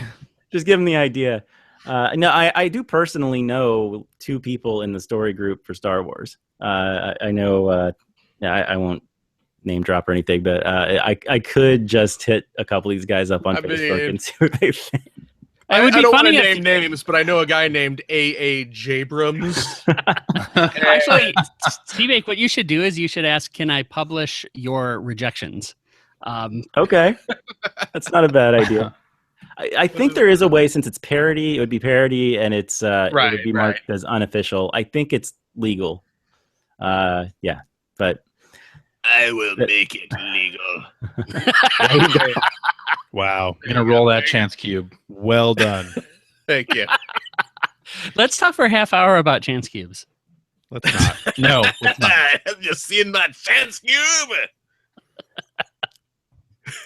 All right, should we Still move here? on? Sorry. Huh? Seabake, is that all you got? Yeah, I think I've talked enough here. All righty. Phil, you seem to want Yes? to talk some more. I do? I don't know. Well, I was playing some Star Wars Racer, and let me tell you about the chance cubes in that. Oh, That'd be God. Racer Revenge. That's true. Yeah. Which I am a proud owner of on PS4. Same Star here. Wars Racer Revenge. Yeah. Now, I guess we can go into talking about the NES Classic. the NES Classics. But I will mention this real quick. I did get from a couple games that I had ordered from Limited Run Games, the good folks over at Limited Run Games. Two Nice. votes against sunsetted mobile apps. Yes. No. These are PS4 games. Oh, sorry. Only Vita purchases count against that. Right. I see. Yes. All right, you jackholes. You wrote it. If you're gonna put it out there, you got to expect to be mocked for it. Did you call me a jackal? Close enough. Hey, look, we're supposed to be family friendly here, so jackholes doesn't really mean anything. So Okay. Yeah. I picked up. I had ordered the 2 Shantae releases from them. Shantae, Risky's Revenge, Director's Cut, and Shantae and the Pirate's Curse for both for PS4, both with snazzy reversible covers, and they showed up yesterday. Awesome. So just to add to that real quick, while I was in line for the NES Classic, I ordered Valium from Limited Run Games, which is on Vita, and also got this nice little thing from Fangamer this week. Shovel Knight Vita.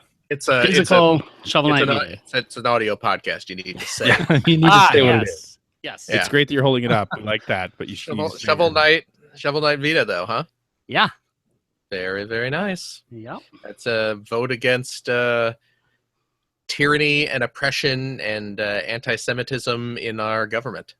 No, just cruddy predatory games. Oh, I'm sorry. All right.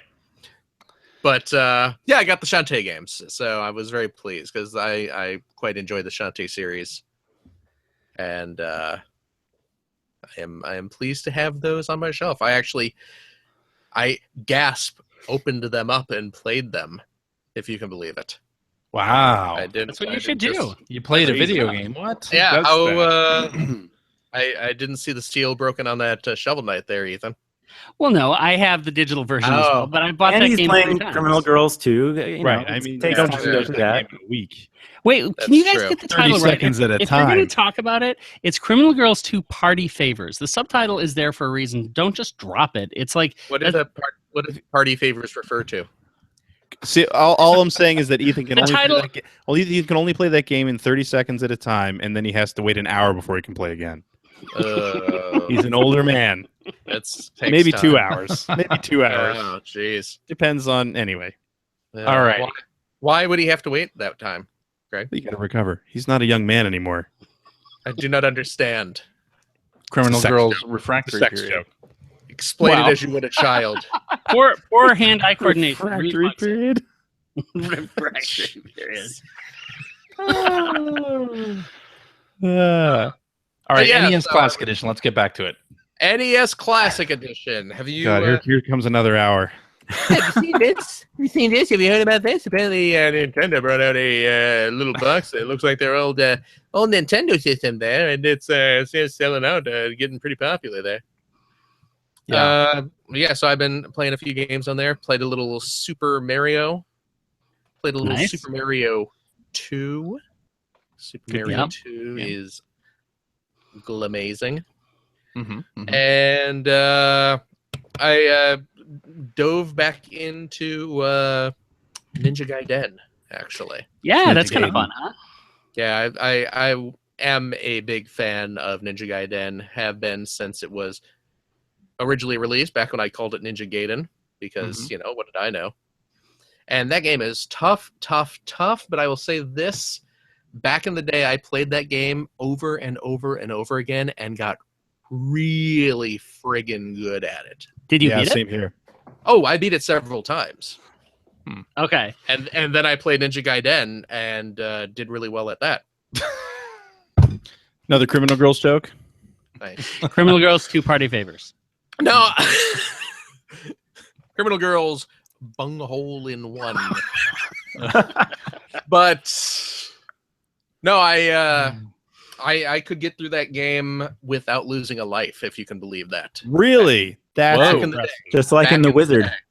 The Yeah, only back in game the I've day. ever been able to do like that's been tough was Super Star Wars. That I could beat with one life, but Now, did you really? yes. That's Wow. impressive too. Super Star Wars, not an easy game. True. But yeah, so I like I said, I've played through that game multiple times back when I was in junior high. In short pants. And in shorter Yeah, pants. Yeah.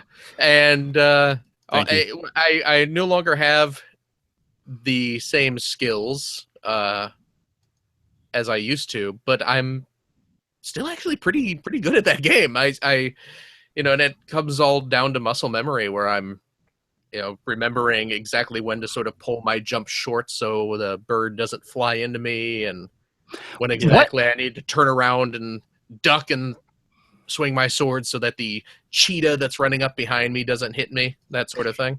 I bet a lot of your muscle memory from junior high school came right back though, didn't it? Like just remembering the stages and all of that. Oh, you mean like playing the game? Yeah. Yeah, I thought we were talking about party girls or whatever it's called. Party Girls. No, yeah, it did. It totally does. And that's, I actually posted on Twitter. This is kind of going back to what I was talking about with the controllers, where I could, again, that little lip around the edge of the controller, which is maybe half a millimeter high. It's nothing, but it's just enough where if I am hitting the button and just would kind of nervous, twitchy, click my fingernail up against it, now suddenly that little lip's not there anymore, that kind of thing. Oh, interesting. Like all that muscle memory just comes right back, and yeah, like I said. Have you been taking advantage of these save states? Yes, I have. Although I've definitely nice to have. certainly Yes. nice to have in a game like Ninja Gaiden, where you can fall prey to some cheap deaths. But I haven't really been reloading them as much as I thought I would be. So just a quick thing. I have mine set up to my desk, and it's on a tiny screen, and it's just the perfect setup. I have no issues with the cord length at all. Where are you set up to play it? And if it's on a regular TV, how did you solve the cord problem? Yeah, I just have it set up in my living room. I have the. I just have right now. I have the HDMI cable stretching out, and I have it the console sitting on my coffee table, and then I'm sitting on the couch playing. Okay. I actually just ordered a longer HDMI cable. I was thinking about doing the same. Yeah. I mean, and again, this thing, again, going into the idea that this is not a console, this is not made to be plugged in your entertainment center. You know, this is meant to be sitting on the coffee table in front of you. I think that's not to excuse those short controllers, because the length of those controller cables is ridiculous. Crazy. But you know, this is clearly meant for you to have the system sitting on the coffee table there while you're kind of leaning forward playing it. Yeah. But I mean, and that's why they have the reset button. Yeah, you have to actually press the reset button on the console to get back to the main menu or to access your save states or anything like that. Which I actually prefer to, if they put an extra button on the controller. I like the purity of the controller, actually. Right. Yeah. Here's a pro tip, by the way. What's if you're that? playing with because you can use the Wii with the wired classic controller. Right. With it. If you press the home if you're button, a blasphemer. if you press the home button on that controller, it takes you to the menu. Oh, that functions like the reset button? That's right. But yeah, I just ordered. I went on Monoprice and spent $4 to get a 10-foot HDMI cable. Nice. So I will just be able to have it sitting on the couch next to me. Has Finn played any of it yet? He hasn't played it yet, but he's been watching me play it quite a bit. Okay. And he's actually been getting into it. Well, and I wanted to talk about that too, because that to me has been the biggest discovery is, I have it set up in the bedroom, and my kids fight over it right now. And what's really cool is that my daughter, she has her own 3DS. She's pretty acclimated to games, but my son has not really gotten as into games. But now he has this little device with such a simple controller that's easy to understand. Yeah. And he's playing 2D games. And maybe most important of all is he feels comfortable turning it on and finding the game he wants and just starting to play. And It starts to make you think about how complicated, especially for a kid, finding a game in an Xbox or PlayStation menu is. Here, it's like 30 great games. You can just cycle through it. They're all 2D, so that it's easy to understand. And that controller is so simple. It's like it makes me think that there is this great unspoken to audience that never wanted 16 buttons on their controller. But that also don't want something that's just tap the screen smartphone game, that want something that's like just 2 buttons and this stick, and that's so much easier to understand. And certainly my kids love it. We say you get 10 minutes of it, and it's the greatest bribe in the world right now. I feel like that was one thing that the Wii tapped into back in the day, was that the controls were so simple that anybody could pick it up and play with it, as opposed to totally. Here's 2 shoulder buttons and 4 face buttons and 2 analog sticks and all that crap. Yeah, so I mean, it's a big hit over here, and it's just what's nice to me is I was always afraid that if the kids were playing something like Mario Brothers 3, they'd think it would look crappy and old. But actually, kids don't care about graphics. That's right. No, they just don't care. They absolutely do not. I think I mentioned this before. Over the summer, I was doing a little video game class at a camp at my school. Yes. And it was pretty much just let's hang out and play old video games, just to kind of show the kids what the games were like when their parents were their age and that sort of thing. And where I teach, I have kids whose parents work at EA and Sony and PlayStation and stuff like that. So these are kids who are sort of tangentially well versed. Yeah. And again, I had the same concerns where I'm showing them stuff like Dig Dug and Pac-Man and Super Mario Brothers and Sonic the Hedgehog.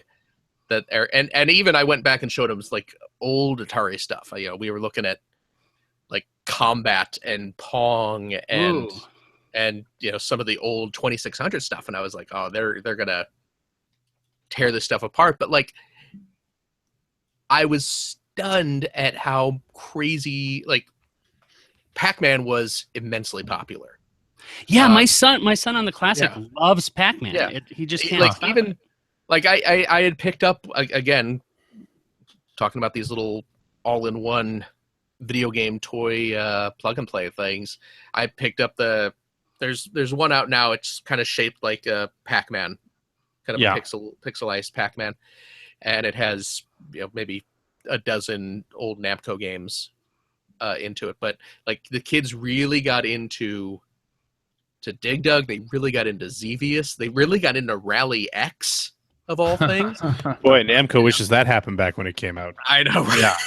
And even when I was showing them the Atari, because I bought one of those little Atari 2600 consoles. I'm so getting a flashback this year. Yeah. They were like, these kids, and these are like kids ranging in age from like 6 to 10, were all hyped up to play Atari 2600 Space Invaders.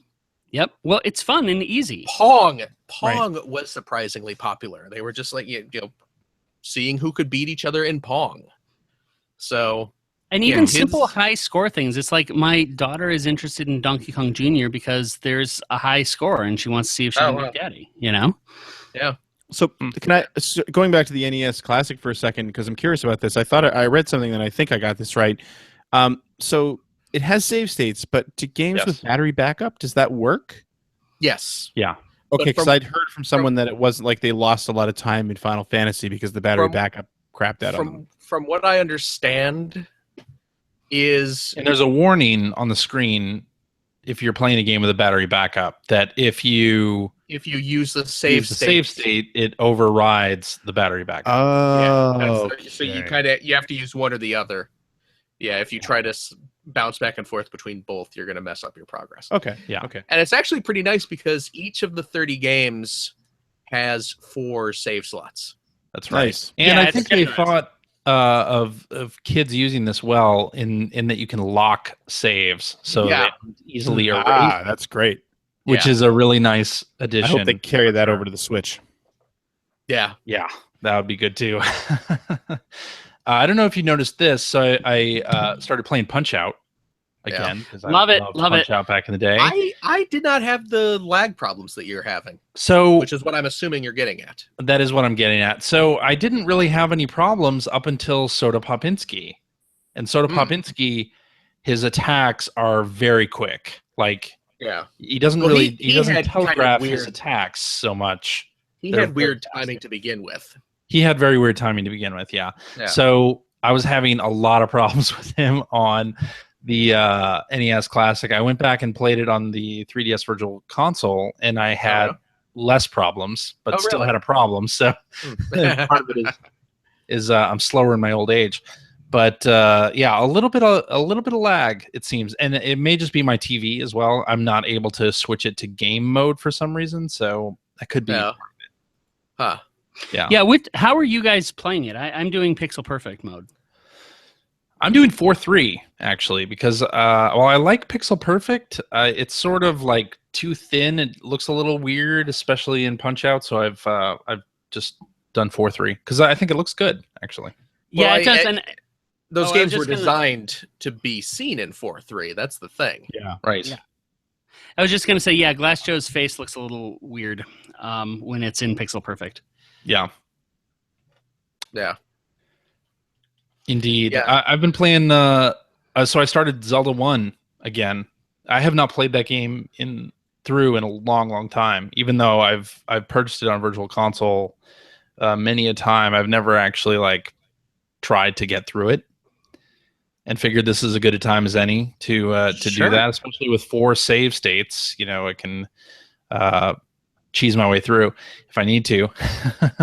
But I'm really enjoying it, especially because it's so open. It's like I finished the first dungeon and was like, okay, where am I supposed to go next?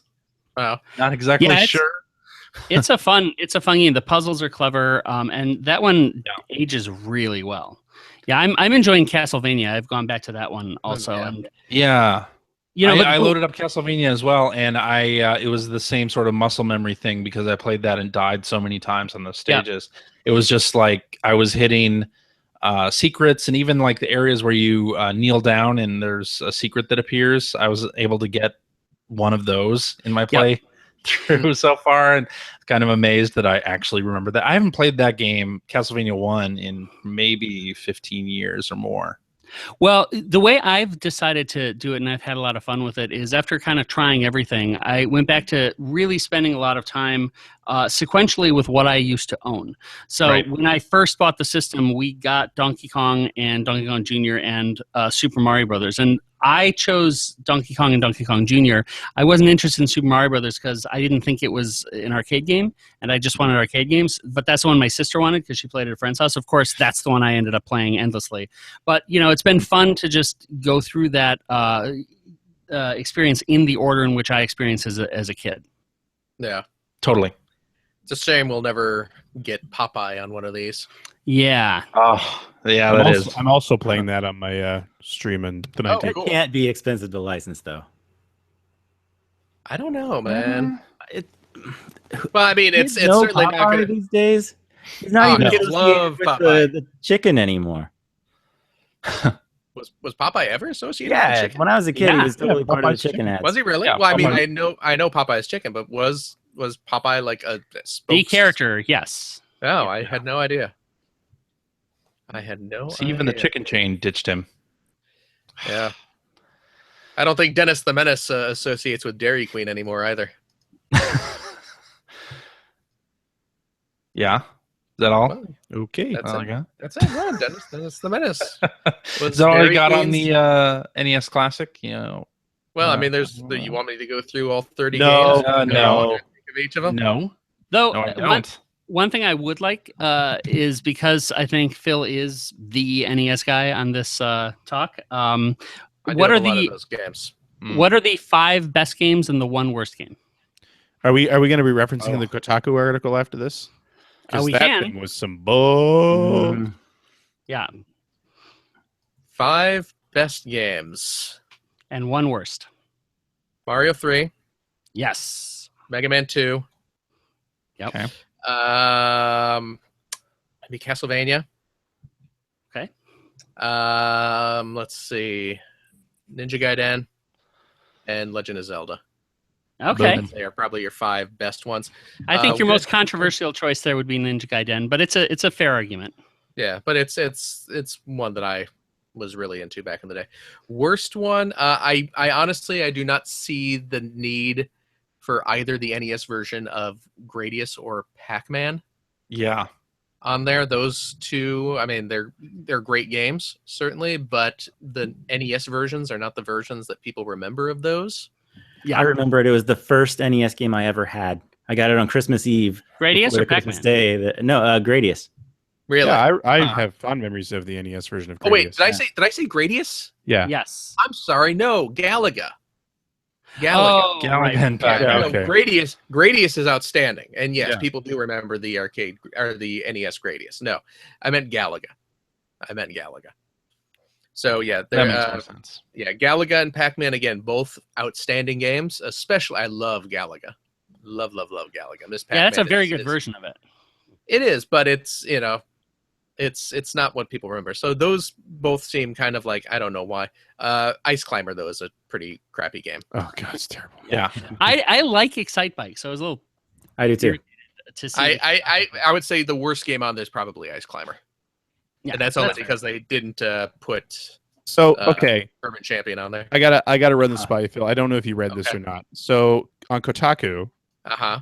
Jason Schreier ranked the NES classic games. You ready for this? I'm gonna go through them all because I really want to get your reactions to this. Okay, hold on. I'm gonna see if I can bring up the article. What's the Read Okay, it through. so I'm gonna Right. read. Yeah, they're quick. Okay. So number 30, Excite Bike, this is ranked in order is from ranked worst to best. reverse order. Yeah. Yes. So worst game Okay. on there, Excite Bike. Okay. It's a Yeah. truly awful video game. That I mean, I'm not a huge Excite Bike fan, but Truly awful though. truly awful. No, Ghosts and Goblins number 29. I can see that because the it's pretty NES good. version of Ghost and Goblins is not a very good version of that game. No, Number 28, Castlevania 2, Simon's Quest. He's been watching too much Angry Video Game Nerd. Yep, exactly. Number 27, Super C. Even James Rolfe comes out and admits that Castlevania 2 is not still a pretty decent game. Even he says, yeah, I was hamming it up for the Angry Video Game Nerd. It's not that bad of a game. But So okay, what's next? number 27, Super C. What? I know a lot of people have fond memories of Contra, but today it's just kind of boring. What? It gets better. Number 26, Double Dragon 2. What? I like that one. Yeah. Double Dragon 2 is actually pretty good. I was playing that one. That was one of the first games I tried, and An arcade side scroller in which you fight through endless waves of enemies and try not to die because of dumb controls and inflated difficulty. Today it is mediocre at best. dumb controls. Number 25, Ninja Gaiden. We haven't broken the top 20 yet. Can't agree with any of this. What? So beating all of those, number Ice 24, Climber? Ice Ice Climber. Ice Number Climber better 24, than Ice Ninja Climber. Gaiden. Yep. Wow. Number 23, Donkey Kong Jr. Fair enough. That's a good game. But I don't like know if it's Donkey better Kong than the Jr. ones though. that he's mentioned. Number 22, Balloon Fight. I'm held not a huge fan of Balloon Fight either. Hasn't held up well, he says. Number 21, Mario Bros. I understand Mario Brothers. Yeah, not Mario being highly Bros. ranked. That's rough. Yeah. But Ninja Gaiden is better than Mario Bros. No, yeah. Number Yes. 20. Number 20, Bubble Bobble. What? Another entry in the arcade game with no depth category. Has this? It only ranked this high because it had great music. So we're into the top 20. Number 19, Donkey Kong. You know what? Wow. I want to keep going here because these are Keep great. going. So number Bubble 19, Bobble. Donkey Kong. Okay. Number 18, Galaga. Just like Space Invaders, pretty fun until it's not. Who number- wrote this? This is Jason Schreier. Number All right. 17, Kid Icarus. Is he like 14 or Kid- something? Kid Icarus, way overrated, by the way. Number 7. Yeah. So okay, let's not get Nah. into that discussion. I 17, Kid I Icarus. really like Kid Icarus. I Number really like Kid Icarus. 16. So not even in the top half. Punch Out. Whoa. What? Wow. Number 15. Wait. Little Mac isn't quite as fun in Punch Out as he is in Super Smash Brothers. Yeah, isn't that ridiculous? What? Jeez, what a stupid. Because that's a comparison that makes sense. So okay, this number is a 15. okay. 15, Okay. Gradius. Gradius 14. is an awesome game. 14, Pac-Man. Pac-Man. The description being Remember Pac-Man. Number 13, Tecmo Ball. Okay. Number 12, Zelda 2. Okay. And you know what? I don't crap on Zelda 2 like a lot of people do, but I don't know why Zelda 2 is up this high. No. Over like Number- Punch Out and Yeah, well, exactly. Ninja. Number 11, Final Fantasy, which I can see. okay. Okay. Number 10, Metroid. Okay. Number 9, Castlevania. Number 2 is the one that surprised me, by the way. Go ahead. Number 8, Dr. Mario. I can't believe Dr. Mario ranked this high, to be No, honest. I like Dr. Mario, but this at number 8 out of 30. Yeah. No. That's Number down 7. to the bottom. Number 7, Kirby's Adventure. That's fair, Okay. I guess. Kirby's I don't really- think. I wonder if that's high enough, but I've never really played Yeah, Kirby's Adventure. Kirby's Adventure is a really good game. It is. And really a one of the top games on the NES. This one I can't believe. Number 6, Mega Man 2. What? 6. Mega Man 2 is like the second best game. One of on the this best site. games ever made. Yes. I would say that after Mario 3, it's the second best game on this collection. And what kills me here is Mega Man still kicks ass, although Mega Man 2 can be as frustratingly difficult as other less popular NES games. It's not. It's so No. easy. Anyway, It is. It's number 5, Super Mario Brothers. So I feel like that's getting ranked really high because it's Super Mario Brothers, and weird that it's ranked above Mega Man 2. 4, Super Mario Brothers 2. Wait. Because I found this article. Yeah. The only description for Super Mario Brothers is feels kind of clunky, but That's still still great. great. It doesn't Mario- feel clunky. I mean, No, So it doesn't. number Clunky? 4, it's Mario Brothers a 2. masterclass with the jumping. It's a anyway. Yeah, So okay. this is in things. shit's gonna get real here in a minute. So number 4, Super Mario Brothers 2. Number 3, Legend of Zelda. I mean, clearly that's one of the top 3. Okay. Number 2, Star Tropics. I was going to say, how come we haven't seen Star Tropics already? Because it's kind of like Zelda, he thinks. Yeah, so Except- never actually played Star Except not at Tropics all. before now, so I didn't expect it to rank this high, but it's aged surprisingly well. It didn't age surprisingly well a month after it came out. No. Wasn't this the first thing we did for our game club back when we did game club? It's a terrible Yes, game. we did Star Tropics. Number 1 I don't will know. agree with. Number 1 I will Yeah. agree with, which is Number Super Mario 1, Mario Brothers 3. 3. That's easy though. Yep, That's That's the one. but Star but I mean, Tropics. my guess is he was probably trying to say, I'm not swayed by nostalgia in this article because I never even Yeah. played this Yeah, one. but oh my Yeah, god, that's some of true. these choices. This is wow, what a terrible. I mean, Human I mean, being, there's- yes. Wow. I mean, people Yikes. complain about lists all the time, but this is. Yeah, I know. I feel weird complaining about a list, but some of those are just I can't fathom how he got to those rankings. Star Tropics. Yeah. I would like to see though some site put together like a an all-time best tournament to the death on what is the actual rank of the games on the NES Classic. Yeah. Well, so the other question I had for you guys is, 30 games is pretty robust. And I remember maybe at max when I was a kid, I owned like 20 games at one time. I never had as many as 30. And I would have been very jealous to go to any friend's house that had this particular collection. Yeah. Phil, when you were a kid, I know you have them all now, but did you have Well- more than 30?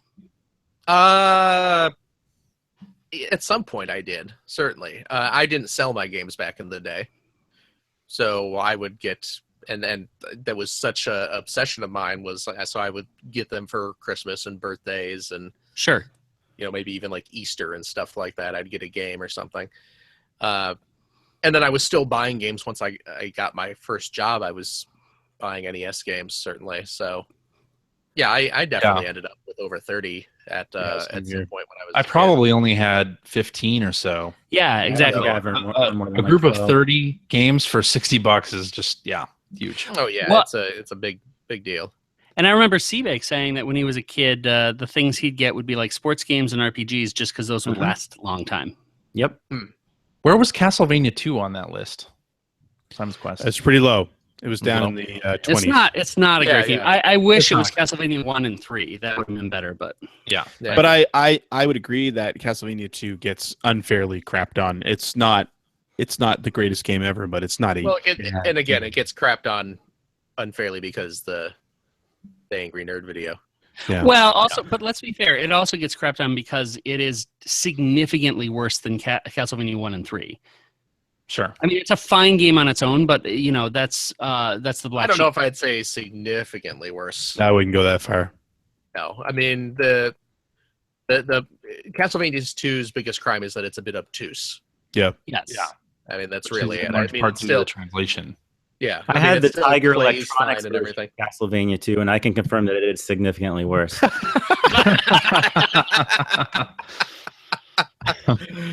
Oh, I had the Tiger Electronics Batman game based on the movie. Was there a So- single good Tiger Electronics game? Like Come on, I'll now, tell you, don't- I had Double Dragon. Back in the day when we were that age, all of them were good enough. yeah. I think the Good Resident Evil 2 one was really, really good. No, Really? I'm kidding. Mm.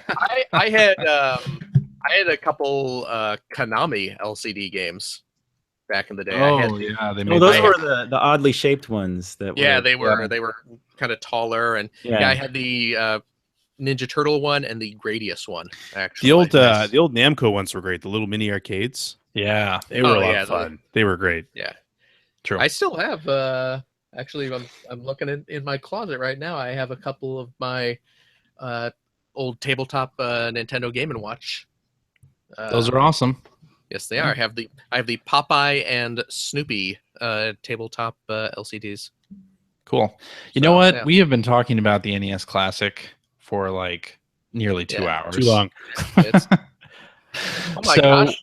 There's a I put in a few minutes of Konami- Star Wars talk. You There's did. an L- and I there's think Everything an that- else- Wow, DJ, Phil's still talking. this and is Call of Duty important. as well. This is important. Yeah. What? Okay. Did you know Konami produced and again, it's that same old style LCD game. They produced a Garfield LCD game. Really? All right. Did you know this? I did not know that. No. Well, it's time for us to get on eBay, man. No, thanks. Yes, thanks. Okay, go ahead. Okay. What I'm going to say is I think we should just wrap it up now. Okay. Just Oh, wrap can I- this episode can I- in a tight ball and Can I Tight little share? bun. TJ, I did. If we have like 3 minutes, I want to share something that was a very different experience for me as to what you've been playing. is it a VR game? No, it's not. Better Is not it be a free to play? A free to play? Nope, it's not. No. Okay, go ahead. All right. You got 3 minutes. Okay, great. So I decided I was getting so into World of Final Fantasy that I I decided. already regret this. Nope, you shouldn't. I decided to get the PS4 version as well. And it has the cross save. And I started enjoying that experience so much that I ended up getting the same for God Eater 2, for Odin Sphere, for Final Fantasy 10 and 10-2. And so what I've started doing is basically having the Nintendo Switch experience now, because that cross save stuff is great, and it really feels so good to just move from playing on the go to shifting over to the TV experience. And first of all, I will say that in terms of getting just pure progression done in games, it is incredible. It really changes the gameplay experience. And Sure.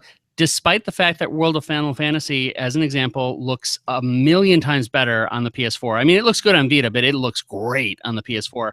I still continue to put about 80% of my time total on it on the Vita version. And this is even not having anymore a BART commute. It's just so much easier to access my gaming through a handheld that I really feel, one, that the Switch is going to be gangbusters because it's going to serve needs people don't even know they have. And two, tied to that, I'm absolutely convinced that the vast majority of the time people are going to be playing with this, if they have a family, is on the tablet. And having that freedom is going to feel so incredible for people, because for me, it's like it's very hard to convince myself to go back to having to just wait until the TV's free to play a game after even playing a handful of this small selection of titles. I think you're right, but you know what? They got to do pre-orders for the Switch. Yes. Let's do this right. Let's not have another one of these Nintendo hardware launches where people go away with nothing on launch day. Yeah. All right. Even though Ethan, you said you were going to buy 3 of them, let's and you wouldn't be eBaying them. You'd actually be buying multiple for real use. Let's hope they're in good enough supply where people could do that. Yeah, hopefully so. All right, we're going to wrap it up. Wrap it up. Wrap it up. All righty, and that is our show for this week. Thank you very much for listening. If you have a question for us or would like to comment on something you heard, you can direct that to @P1 Podcast on the Twitter, or you can go to our internet website at player1podcast.com. There you'll find our contact information. You'll find blog entries about Sega CD stuff from Mr. Greg Seward. You'll find Generation 16 episodes there as well, and a message board where you can discuss this episode with us and our other listeners. If you'd like to subscribe to the Player One Podcast, you can do so by visiting player1podcast.com or by going to the iTunes Music Store. While you're at the iTunes Music Store, you can also invest $1.99. Cheap. Pick up the Player One Podcast iPhone application, gives you one-touch communication with us. So I have the voicemails, the emails. No, not the. I've been doing so well the past few weeks. Just Muscle the emails memory. on the Twitters. It's the muscle memory. It's right there. My vocal cords. I tried to leave a voicemail, but no one picked up, so I decided to come on the show. Yeah, That was that's my probably the idea. easiest That's way to better. do it. Yeah. Tell you what, if you purchase the iPhone app, you can be a guest on the show. I purchased the Android app like 6 years ago. Well, then, was Yeah. it cheap? It was the same $1.99, so in a Yeah. way, it was more expensive back then Yeah, that's through true. inflation. Yeah, I guess that makes sense. But yes, I have all of our episodes ready to stream right to your listening device. And hey, Android cell phone telephone users, the Player One Podcast iPhone application is available for your listening device as well for that same $1.99. Also cheap. Just like Seabake said, Cheaper than it was 6 years ago. you can find that right over there at the Due to Amazon Android inflation. Marketplace. Due to inflation. You can also find us on Stitcher Radio. You can like us on Facebook. You can check us out, archives of our show, and watch us live most weeks at the youtubes.com/P1 Podcast. And if you like what you've heard, and how could you can head over to patreon.com/P1 Podcast. Throw a few shekels our way. It keeps CJ in the market for overpriced plug-and-play consoles on eBay. Which is what he's spending all his money on these days. That's no. Yes. And if you have a couple bucks left over, you can head over to generation-16.com where you'll find a link to Greg Stewart's Patreon for Generation 16, the fantastic web series about the about the Genesis. I don't have anything cute. I don't have a cute insult for the Genesis today. It's good enough. Yeah. Although I will say that little plug-and-play Genesis is garbage. Oh yeah, it's terrible. Well, you could just buy the one that Tectoy is releasing, which is actually a legitimate Genesis in a classic shell that plays SD games. Is it going to be like good? It's a Genesis. Does it have wired or wireless controllers? Because I've heard the wireless controllers are ass. Yeah, they are. I think it just takes regular. From the looks of the shell, it just takes Genesis controllers. Nice. I like that. No Star Wars games on the Genesis except for 32X and Sega CD. That's right. There you go. No Star Wars games except for the best Star Wars game, Software Toolworks, Star Wars Chess. Hey, yeah, because what was it? You had Star Wars Arcade for 32X, and then you had which is pretty high profile. And Rebel Assault, yeah. That was it. Yep. Okay. You didn't know stinking Star Wars games. And of course, I'll let Greg plug his Extra Life. But, yeah, please, if you haven't, extralife.org/participants/Stewart. Please give. November 19th, the day. Give. Save your Patreon money for another month and go throw some money at sick kids. Please do. There you go. Or even better, give to Greg's Extra Life campaign. Because actually going into a hospital, throwing money at sick children is not really, especially if it's coin money, you could hurt them, and the kids you confuse the kids more than anything else. Yes. So if you're looking to confuse sick children, go throw some money at them. If you're looking to actually help them, though, donate to Extra Life. CJ, Yeah. thank you so much for being here. Hey, no problem. Gregory, Yo. thank you so much for being here. Thank you, Phil. Ethan, Yes, sir. I'm going to talk with you a little longer just because I want to see how many times CJ is going to type wrap it up in our little Okay, so most chat people don't here. actually understand what I mean by sunsetting. I want to explain. Oh, boy. Cut his mic. Okay. Seabake, extra special thanks. Welcome, Seabake. We're so glad to have you here. Thanks. Oh, I don't think we actually said what time I'm contributing to Greg. At 5:00 p.m. Eastern Standard Time on Saturday. But tune in for the whole day because lots of stuff. It's Greg. It's Greg. Yeah. You guys like Greg? Watch him. Donate. Yeah. And once again, if you want to buy the book between Saturday and Thanksgiving Day, bit.ly/oldcomicgames. If you want to check out me, I'm at cbake.com with a hyphen, c-bake.com, or at cbake76 on Twitter. Do you have a